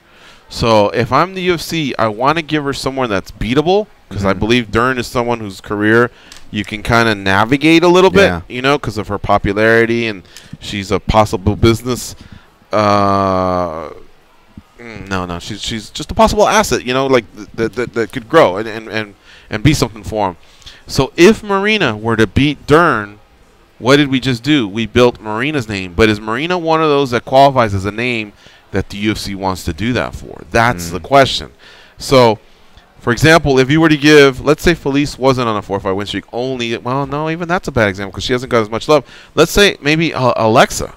Like, you almost win either way, you know what I mean? If Alexa beats her on a bigger stage, because you could almost move up Dern to, like, co-main a fight night or something. Or I don't know. I don't know how quick they're moving her up. With Cynthia and Joanne Calderwood got a big fight, like in her second fight. It was in Scotland, I believe. So I'm telling you, the UFC can fast track some of these. Right. Is she still with the organization? I don't know, but that's the type of fighter that I'm looking at. I got some fame out of Tough. They'll both speak some English, and Heather will take offense that they're trying to use the young gal to get over on her name. Marina is just an Eastern European that I don't know that any of it matters. What? She probably had that with Beck Rollins. Remember when I think they were probably trying to put Beck over in that fight. Yeah. Here's another name. I don't know what they have to stand a game, but it kind of just fits perfect for, That's a for good what they name. would do. Jamie Moyle, she's 1-1, coming off of a loss all the way back at UFC 212. So I got to imagine she's got to be looking to get back in there. Commensurate skill level, she improves from fight to fight, but it's not like a top 10 contender. She's not knocking at that door or anything. She's just hanging out there. Could be a good fight. I mean, I might be wrong about Marina, but Marina just strikes me as someone, if she's out, the UFC's not going to scoop her back up anytime soon, unless she's like on this 8-9 fight win streak. No, I agree. It just seems like there's not much to build off some of these athletes that don't. You know, she has promote themselves. She has done much, 2 or they're camps just- in Chicago with Yair's camp. Ross? But yeah, but I haven't heard any. Oh, wow. But I haven't heard any improvements in the English to kind of go with what you're talking about, Gigi, because you're putting the places right. Like what are they looking at? So I agree. You gotta Who weigh was the that. chick that won the other day? It was a Brazilian gal. Oh shit, it may have been Catlin. Yeah, it was Catlin. Duh. Oh, yeah. I'm sitting there on Saturday with the guys, and so Catlin's there with George Gurgel and in Portuguese, and she looks like she's saying something that I should be giving a fuck about or be interested, but she was talking in Portuguese, which I understand a little bit of, but I really didn't get what she was saying, and I was thinking, who fucking cares? Who really cares in here? Like, she really did not do herself justice by not learning a couple key phrases in English and trying to conduct the interview in English. At that point, stay in Brazil. I also heard let the crowd pop for you there, but here, I just thought she missed an opportunity, and somebody else did it too. And I was trying to tell Mr. Rico, just a couple key phrases, a couple key, shout outs, or I don't know. I don't think it's that tough to learn. Mm-hmm. And I'm telling you, your post-fight speech goes so much further. Oh man, yeah, no kidding. And I heard, by the way, that Caitlin Vieira wasn't too forthcoming at the media days. Either with the translator, Caitlin Vieira, the one you were talking about, and again, it sucks because even though I picked Cat, believe me, Caitlin Vieira was a deserved favorite. If you heard me breaking down that matchup, I mean, I'm high on the chick's talent. She has got for what it's worth in that division, at least right now. Granted, there's not a lot, but she is definitely one of the higher ceilings coming up. So you almost want to see them take that flag, right? What happened at the media day? Just from what I was hearing from I think was it Mike Bond and Morgan, but they were saying on Roadshow that she not very forthcoming, quiet, and even in comparison to other fighters in a similar language spot. They got to explain the economics of this sport to a lot of these fighters. All right, let's take a break. You're listening to MMA Junkie Radio on Sirius XM March 93. When we come back, we'll talk about the payouts from UFC 222. We'll also talk about the main card, what should the winners and the losers from these fights do. And we'll take your calls. If you want to call in, 866-522-2846. Lots of y'all are whiffing and not calling in. All right, that's on you. We'll be right back.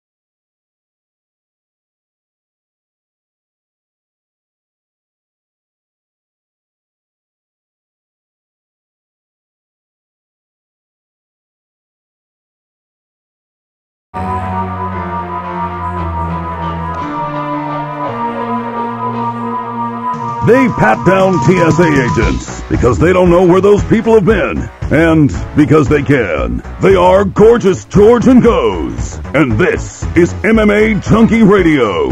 It's the Impossible Springsteen ticket, and we're giving them away on to SiriusXM subscribers. SiriusXM's E Street Radio is filling all the seats for the March 14th performance of Springsteen on Broadway. Grand prize winners will get air, hotel, and tickets to this exclusive show.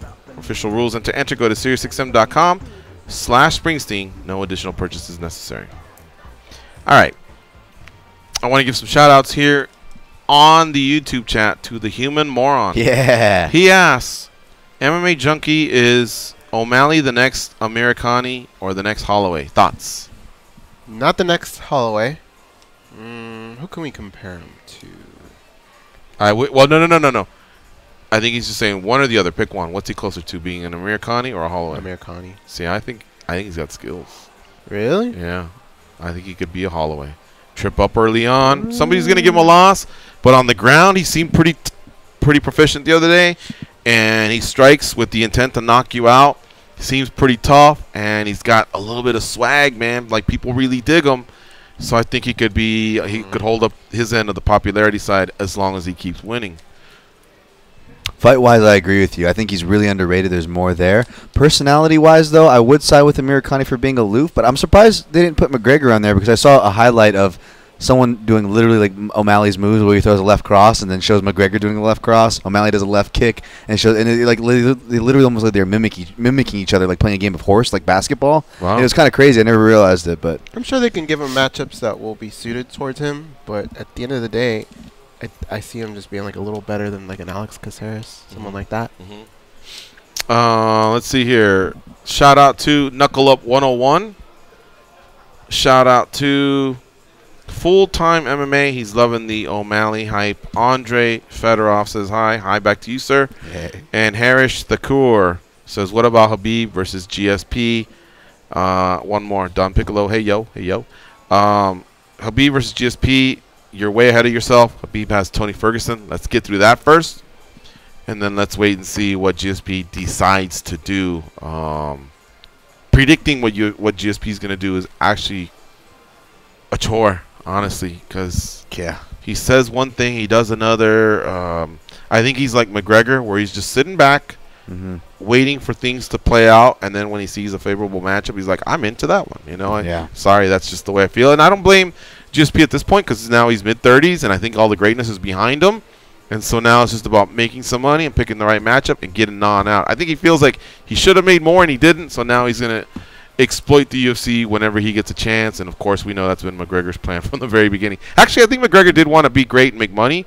He just didn't realize he was going to be that big and that polarizing, and now he's just too big. And so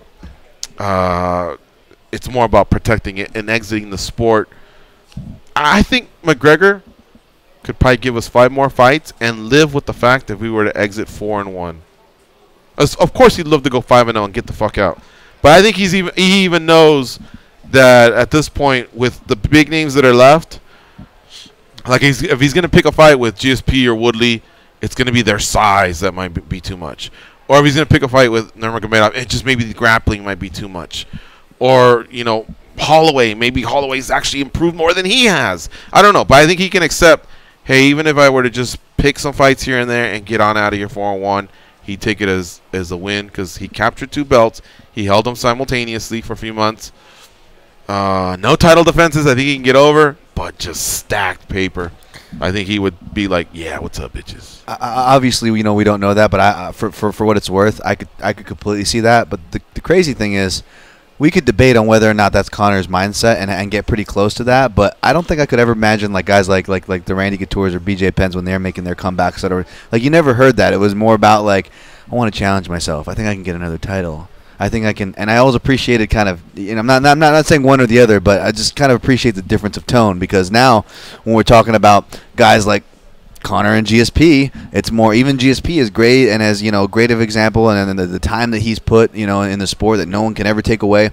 Even him, he's like, oh, I might do this. Well, I don't know if I'm going to do this. Well, 155 sounds good. And just clearly talking out of both sides of his mouth. Does it change anything about him? No, he's still the greatest. I'm not saying that. I'm not taking anything away, but let's call it for what it is. It's talking out of both sides of your mouth and playing the cards for what they are. And, it seems like there's just two different types of those talks of coming back. I think he enjoys the limelight, and I don't think you can live that lifestyle when you're losing.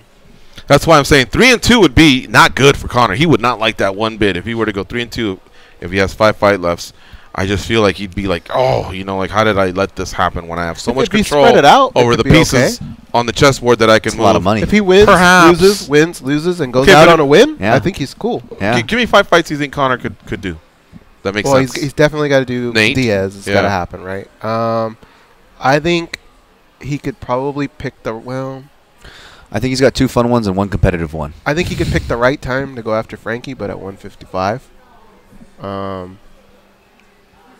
These are all fights we think he can win? No, just 5 fights that you think are very possible. Oh. The winner of Khabib and Ferguson, maybe, right? Yeah, but I don't think it'll happen.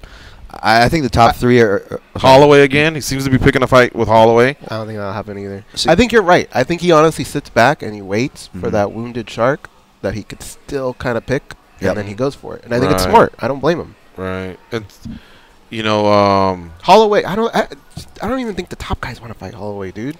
Yeah, he's a beast right now. I was gonna say maybe George, Khabib, Tony as a winner as 1, and Nate as the top 3 with the outside 5 would be Woodley and Holloway would be the last ones. Give me the other Diaz brother. Thinking if I can be one, maybe I can maybe be the other going one. out at the end like, hey, Jose, you want to do this again? Maybe something like that. Because then he can protect himself with a possible trilogy. You know what I mean? Yeah. Yeah, exactly. All right. Hate to talk about a guy that way, but he's done it to himself. He's just become more of a business guy rather than a fighter. He was a fighter at one point, taking on anyone and everyone. And sure, the UFC helped navigate, and he probably helped steer as well. But still, he came up against great champions and fucked them up. But now I think he's just more about exiting as much with as much money as possible, and hopefully not losing fights. The spicy chicken sandwich is up on the. All right. One other thing here. Where was it? Khabib. It's not gonna be Khabib. It's gonna be GSP. All right. I forget what I was gonna say. The full-time toilet cleaners in there. Muna Okachi, who we heard from earlier. Muna from San Francisco, and Dan from Oregon. Oh, give him a shout out as well. All right, on the Facebook chat we have Eric Starr, Katie Trombley, Archie Tovar, Jay DeMello, Michael Sanchez, Juan Ramirez, Brandon Holiday says Dern is killing it. Yeah, for what I think she could have done more. For one, the weight, missing weights, those kind of hurt her a little bit. That's one. But other than that, she is killing it. Killing it? I mean, everyone's killing talking. It is, I can't wait to see you again. When are you fighting again? The only thing you could say is, hey, the accent. What's up with the accent? But she kind of explained that they wanted her to communicate with the Brazilian audience. I think what she should have done was just told George, I don't need you. I can say this in English and in Portuguese. But John Anik pointed towards... it just looked ridiculous. Phil Edelstein, Janelle Thompson-Frost, Mario Ramirez... Danny Olkers. Who's that fool? Oh, Samuel Medina, the MMA junkie chef. I never heard back from Samuel Medina about our $500 run at Albertson, so he must not have heard it. Remember, I think I stung on him. Yeah. Chasm Anwar, haven't heard from him in a while. Gavin McCarron, always chilling with us. All right, I'll get to some more of these later. The main card at UFC 222. We've spoken about a lot of this and other stuff we haven't. Kat Zingano, what do you want to do with her, guys? Look, man, she didn't look horrible in the loss, okay? And the thing that helps her out is Vera actually kind of looked really good. So I would say, you saw on Instagram yesterday, she posted a picture of her foot. It just looks like it's swelling. She's kind of, like, for me, she's kind of Brian Caraway right now. Like, just get right back in. Who? Don't waste any time. Let's look. It would be a good matchup. I think they need to make up for giving her Caitlin Vieira. I know I picked her, so I'm not trying to be revisionist history here, but I don't think that was a good matchup for her to give somebody who hasn't fought more than once a year since 2010, didn't fight at all last year, coming off of 2 losses against the girl. Again, she's not making noise for herself, but she's not. That doesn't change the fight results and the fact that her trajectory is better than anyone else in the divisions, and that's who we put her up against. So part of me, when thinking, wasn't so much just I care less about being right or wrong a pick. Obviously, I was rooting for Cat there, no problem with that. But when I was watching the fight, if I'm being objective about it, I was like, I really thought this was a bad matchup. I thought it was a poor matchmaking. But so I would like to see them make up for that and give her a very winnable fight, because again, you have somebody who's still marketable, a name that division needs it, they could use it. So again, it's not homering for Cat or do something nice for Cat. Like, it would benefit them too. Right? How about like a Sarah Kaufman? I know Sarah just came off a win, but maybe it's one of those where you can go. Sarah McMahon? No, Sarah Kaufman. Is she back in the UFC now? I believe so. Wasn't she in Japan? I like that fight. Someone mentioned that. Yeah. I mean, she got a win. Her last one was in Invicta. Oh, sorry. I was gonna say Sarah McMahon. I'm sorry for saying. I like McMahon too. I think coming off a loss, big name.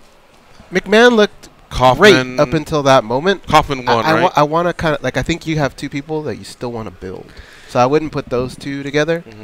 I just think Kaufman. I think Kaufman has a way better chance of beating Cat Zingano. I would actually probably favor. I would favor Kaufman. I would imagine the odds makers would favor. I like Zingano over Kaufman. She's just more Zingano. I mean, Kaufman is underrated takedown defense, can hold her on the ground, and she puts volume. I was a big fan She of puts Kaufman. volume, pressure out there, punching and if style. you can't stop or submit a girl, the volume and pressure wins these fights. So what about for Vera? Who do you like there? Ketlin Vera. She needs to be going to the top. Hers a little more easier. You need to shoot her to the top. You've already given her 2 names like McMahon and Zingano. So I would see her go to the top. But the reason why I would say McMahon though with the Zingano as opposed to moving Caitlin past those girls and moving her up to the top, whereas I say it's okay, is because I think from a matchmaking point of view, I think they like to do this a lot of times. Like we saw it with Nikita Krylov and Francimar Barros. We had the guy who can never make it out of the first round, who will put himself in weird chokes or choke guys out in weird ways, versus Francimar Barros, the guy who just won't throw anything to save his life. He'll just stand there and look at you. And I liked it because Joe, maybe it was more of a Joe Silva era matchup that he would do these, and he'll match these guys up because okay, now we're going to force both of you guys to get out of your comfort zone, face the opposite type of guy, and that's what you have with Zingano and McMahon. We have McMahon who, not to play this stereotype, but she's kind of proven it true where there's something mental going on that she needs to hit a switch because she's winning fights and literally almost feels like giving them away to certain extents. She has to work through, whereas Ngannou, we see her no matter what adversity you put her through. Like I just laid out the odds of her even being in this fight in the first place, doing poorly, hurting her foot. What does she do? She comes out in the 3rd round like a demon, and she's actually taking it to Ketlin. It's kind of the opposite, you know what I'm saying? So I, as a fan, I would love to see that matchup because you have the 2 opposites, puzzle pieces kind of fitting together. Which matchup was that though? Cat Zingano versus Sarah McMahon. Yes, I'm with you there. But what about for Vera? Let's see who's above them. Let's not Nunes. Not very many people. That's Whoa, yeah. Pennington. If Nunes does take Cyborg, then sorry Pennington, but we'll give you Vera. Yeah. I would say the person that makes the most sense, if she, I don't know what process she's in with this now, but Juliana Pena, I would say would be the girl that you could do that. Yeah, depending on how much time, because she just had the baby about, 3 months ago, 4 months ago? Yeah. Man, in the normal workplace, they'd be back to work. Yeah. But this one's going to be a little different. So Juliana is working off a loss to Valentina, but prior to that, she was on a streak. She beat Zingano last at UFC 200. So, yeah, if Pena's going to be ready to go. See, I think Pena, I thought I heard her say in an interview, and it sounded like after the baby, there was going to be a year off still. I don't know, but I may be wrong. Remember Kevin Lee said he wasn't going to fight till the summer, and here he is taking a fight against Barboza in April. Marion Renault. She's been chirping lately. She wants a spot. You give her a spot. Again, because you're not going to get that name value, and you just gave Caitlin Vieira 2 name values. Let's not give her another gimme off of another name value. The poor girl's coming off of pregnancy. Let's not. Like she's been taken care of enough. Let's get her to the top. You're either going to give her a Pennington or a Kaufman, which is going to be not going to. It's going to be competitive. It's going to make sense, but it's not going to do anything. You get Renault. You get a little more action and more talking, more chirping. I like the way how Renault's been. Arlovsky and Struve.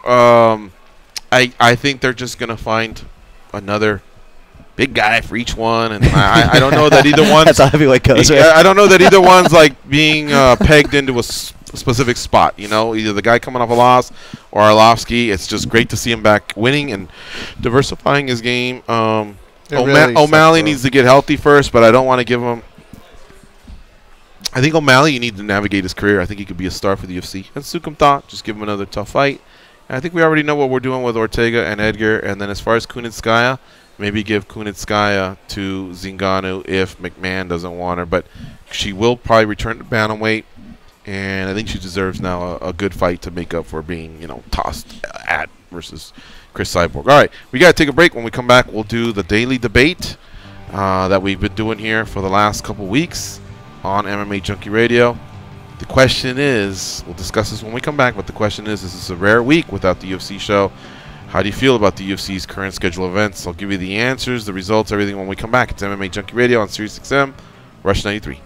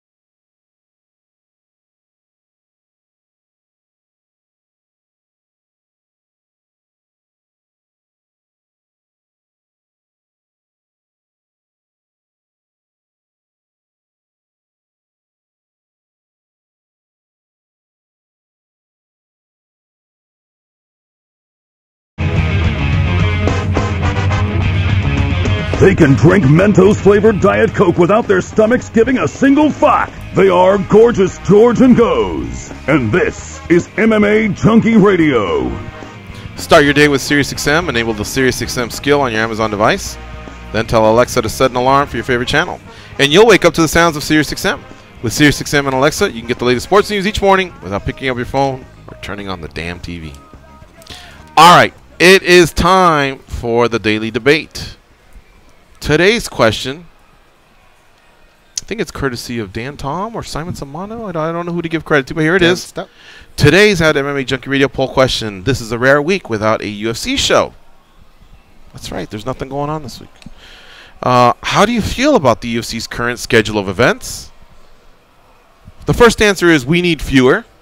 The second answer was we have the right number. And the other option was we need more. Dan Tom, what were the results? 961 or 51 voted. How did it break up? 36% said we need fewer. 21% said we need more. And the winner was we have the right number at 43%. Goes, how do you feel? I feel like we need fewer. But what does that do? I kind of like this week where we have something off. We could talk about some of the issues in mixed martial arts. But what does that do? It means you probably have to trim the roster. Where do those guys go? Are you strengthening your competition? If it were like Strikeforce where they had the Challenger Series, something like that, they could still keep them around. But the schedule, I mean, I think it's just a little bit too much. So I would say tone it back a little. Not much, but a little. I would also say we need fewer, but you better give me some stack cards, because if you're not, then give me back to the schedule. I'll be bitching about we need more fight cards. Hopefully you can get some of these fighters that are fighting once per year, twice at the most, and get them to fight more often. I realize they're making more money. I also realize that the training camps suck, and they do really put their health at risk. You know, from the training camp is so much of it, not just the fight, but the training camp is quite a lot of it. And of course, some of those fights, man, they really just take mileage off you. So I early on I say fewer, but I need some really stacked cards. Dan? Man, I feel like I need to shake 43% of you and 21%. I'm just kidding. I'm kidding. No, but I am on the side of 36%, which I was a bit surprised at that, to be honest, guys. I mean, in our current climate, I think even the most staunch defenders of we need more shows and entertainment is a good thing, I think even those people are realizing that everything in life has a point of diminishing returns. And I feel like we're digging ourselves a hole. But I also side with George. If we do go with lesser shows, which is my vote, I want to see more stat cards. I want to see, you know, more narrative and more surrounding effects to it, because I think we could benefit from it. There you have it. That's today's MMA Junkie Radio poll question for our daily debate feature. If you have any ideas, hit us up sometime. We definitely would like to incorporate the knowledge of the public as well, Junkie Nation. So hit us up. I think you all know how to do it. There are days where we have multiple questions asked, and then there's other times we're like, what do we do here? But anyway, it's been fun. All right, one more here. Danny goes. Dan, a couple minutes of OT. Are you fine? Or cool? Yeah, I'm fine. All right, so let me do this, because I really want to do this, and then we'll finish up with Dan in Oregon. The reported payouts for UFC 222. Chris Cyborg, 500 G's, no win bonus, but she'll get pay-per-view points. Yana Kunitskaya, 100,000. Brian Ortega, 200,000. He got 100 to show and 100 to win. Frankie Edgar, 195,000. Sean O'Malley, 44. He got 22 and 22. Andre Sukumthot, 19,000. Andre Arlovsky got 275,000 up front. No, none of it was a win bonus. He was getting that no matter what. Stefan Struve, 77,000. Ketlin Vera, 60,000. She got 30 and 30. Kat Zingano, 35.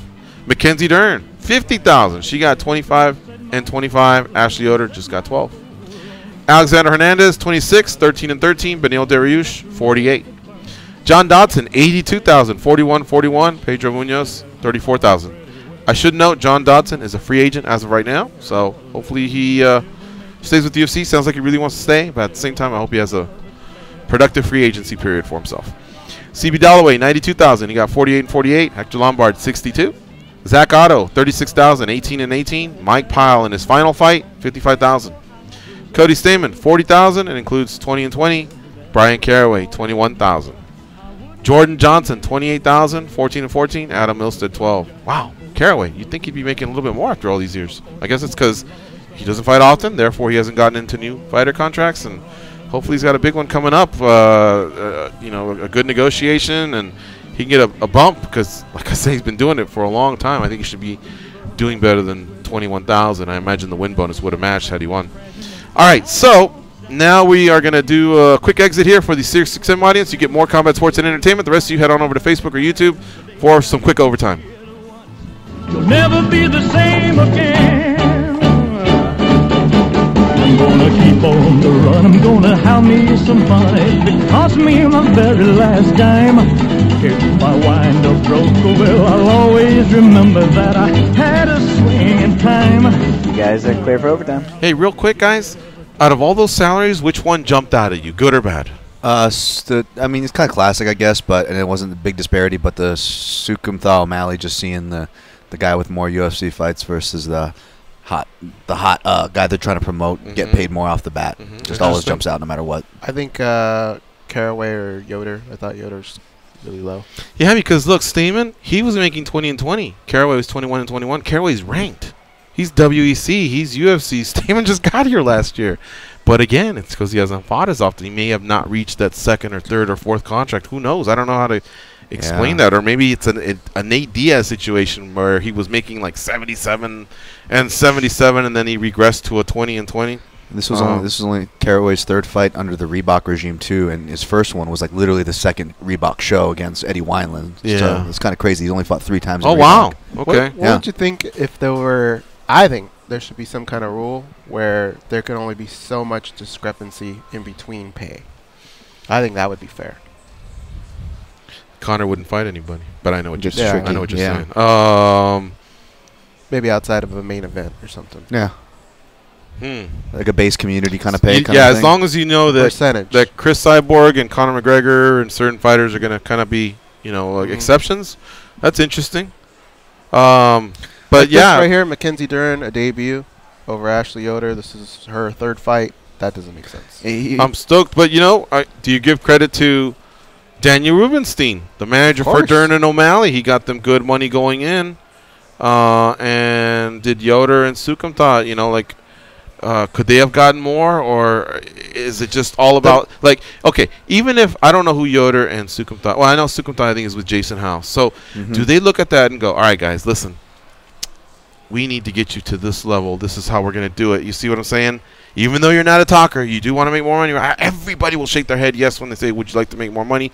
Even if you're a traditional martial artist and you bow and all that stuff, you still will want to make more money.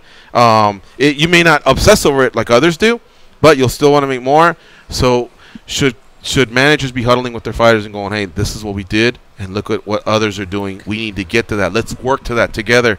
Absolutely. Let's really, really bust out. Let's give $1,000 to a PR rep, and let's just do a bunch of media for like a month. I don't know. I agree hardcore because you can't count on the bonuses for one, and especially because we're seeing now, like, I don't know about you guys. I know we can always kind of complain who the bonuses go to, but it seems like they've been doing even more so not the greatest job of giving the bonuses. Like, we're not seeing the talker or the performer that should be getting it get it some of the time. So in other words, you just can't count on that. You have to get stuff in writing, make sure you're coming in and getting what you're worth. I was there the night that Sean O'Malley fought on Dana White's Contender Series, and you could tell on the look of Dana White's face, there's just certain people that he gravitates to. You could tell he wanted that guy back. Mm-hmm.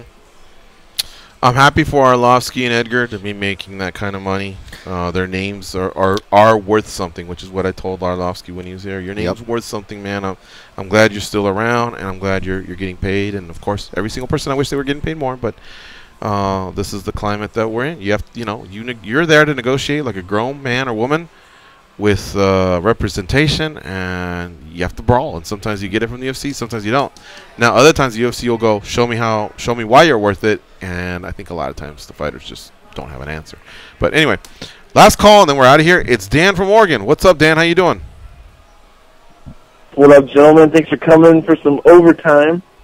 We got you, Man, baby. As far as payouts go, did you know that guy who took on Sam Alvey, Marcin Petrino, his first fight in the UFC, he made 25 and 25. He didn't get the W, so he only made $25K, but that's a pretty strong payday for a debuter. Wow. If you're Frankie Edgar, how do you feel there, man? You're making half of what Yana Kuntsakaya makes, and you've been a company man for how long, dude? How long has Frankie been in there doing the damn thing for the UFC? I tweet about this, man. There is no worse than being a company man, especially for the UFC, so take that with a grain of salt, guys. What do you think about Zabit Magomed-Shapirov getting wedged on Fight Pass? This guy is becoming like the MVP of Fight Pass, and I'm kind of afraid that only us hardcores know about him. He fights at UFC 223 in Brooklyn, right? Yep. He was struggling to get on that card. That card is really stacked, for one. Two, is he speaking any English yet? I got to imagine he's picking it up, but he hasn't had a chance to show it yet. Okay. We're training in Jersey, so. Yeah, look, that card is really stacked. But to be fair, let's pull up the card and see where he should be.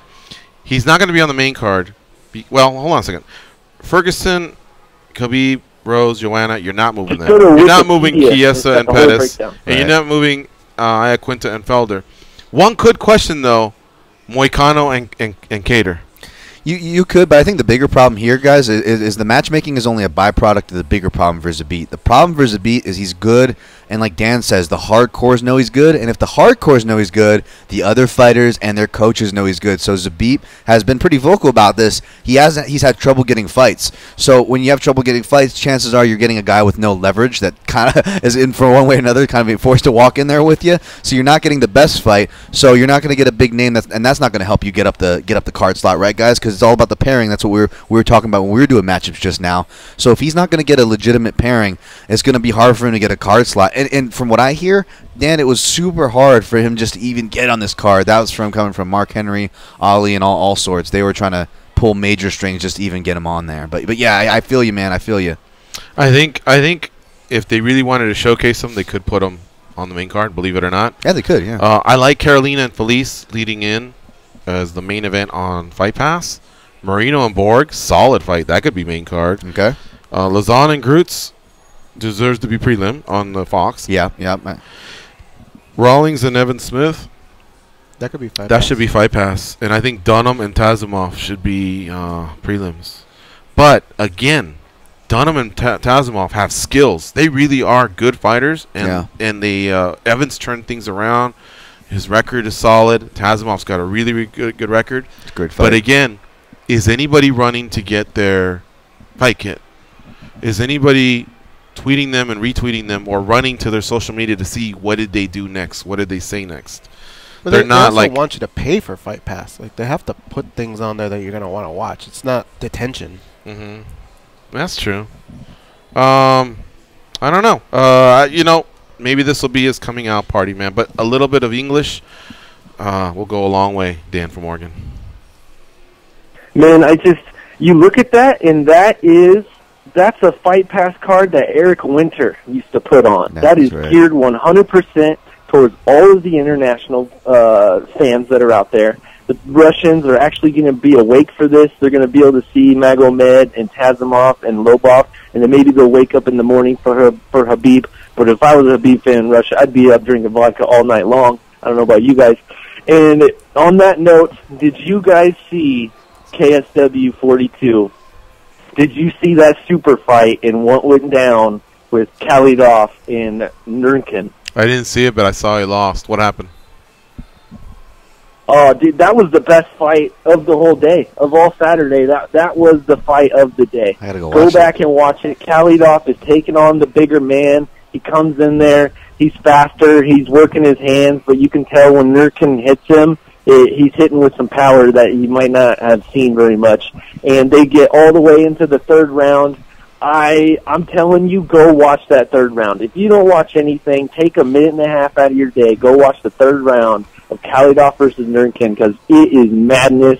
They're both trading bombs with each other. It looks like Khalidov's done. Khalidov comes back with his own, three-piece, two right hands to Nurkin, and he gets rocked, and the next thing you know, they're on the ground. Nurkin locks in just a triangle out of nowhere and taps him out. It was insane. Honestly, the best fight of the whole day. I love what KSW is doing over there. And I'm just going to touch on what you guys were talking about earlier with how many UFC cards there are. I think they're doing one every goddamn weekend to choke out every organization. Look at Bellator right now. They could barely get 500,000 views. It's because you're getting so much UFC shoved in your face. There's nothing else for you to do, but all the fans are sitting here with all this fucking B-grade content going, where's my stat cards I used to have? So there's so much going on in MMA, but go watch that Khalidov shit, man. Back to you guys. I'm out of here. See you, buddy. All right. He's earned it. Yeah. Dan from Morgan's a great caller, so if he's saying go watch it, I'm going to go watch it. Same here. I may just even go watch the whole damn fight. But he's a caller? I thought that was a segment. I remember Khalidov ranked. I mean, we held him on as long as we could at USA Today Sports and MMA Junkie. He just, because believe it or not, he was beating Jesse Taylor's and I think Luke Barnett's, some of those guys that had a name in the UFC and then at some point got cut.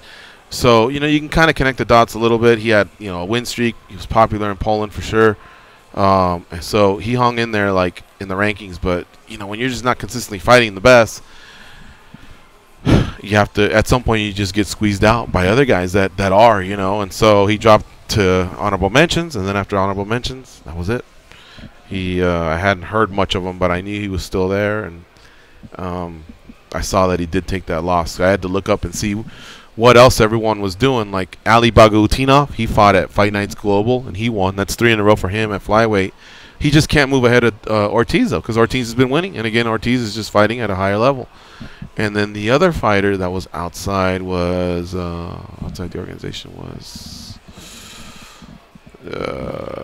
I forget who the other one was, but there was one more that I had to track. Shit, I guess I could just look at the email right now, but regardless, that's just kind of Caldwell. Caldwell's outside of the UFC fighting at Bellator, and his opponent had a good record. But Caldwell is stuck behind. So what Caldwell's doing hasn't matched what Fernandez is doing is one thing. Fernandez just had a longer win streak. And there's a couple of bantamweights that are just ahead of him that are fighting at high level. And so it was tough to really move Caldwell up, even though I thought Caldwell looked good. And even though I think Caldwell would do good in the UFC's bantamweight division. So he's stuck behind Lineker. Lineker's 4-1 as a bantamweight in the UFC.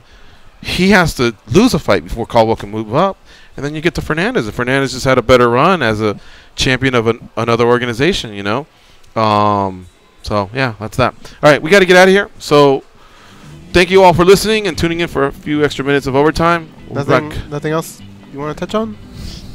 Oh, there's that other thing too. How about that Man United comeback? They beat Crystal Palace yesterday. They were down 2-0, and they won 3-2. So good on them. Lastly, I think we should talk about.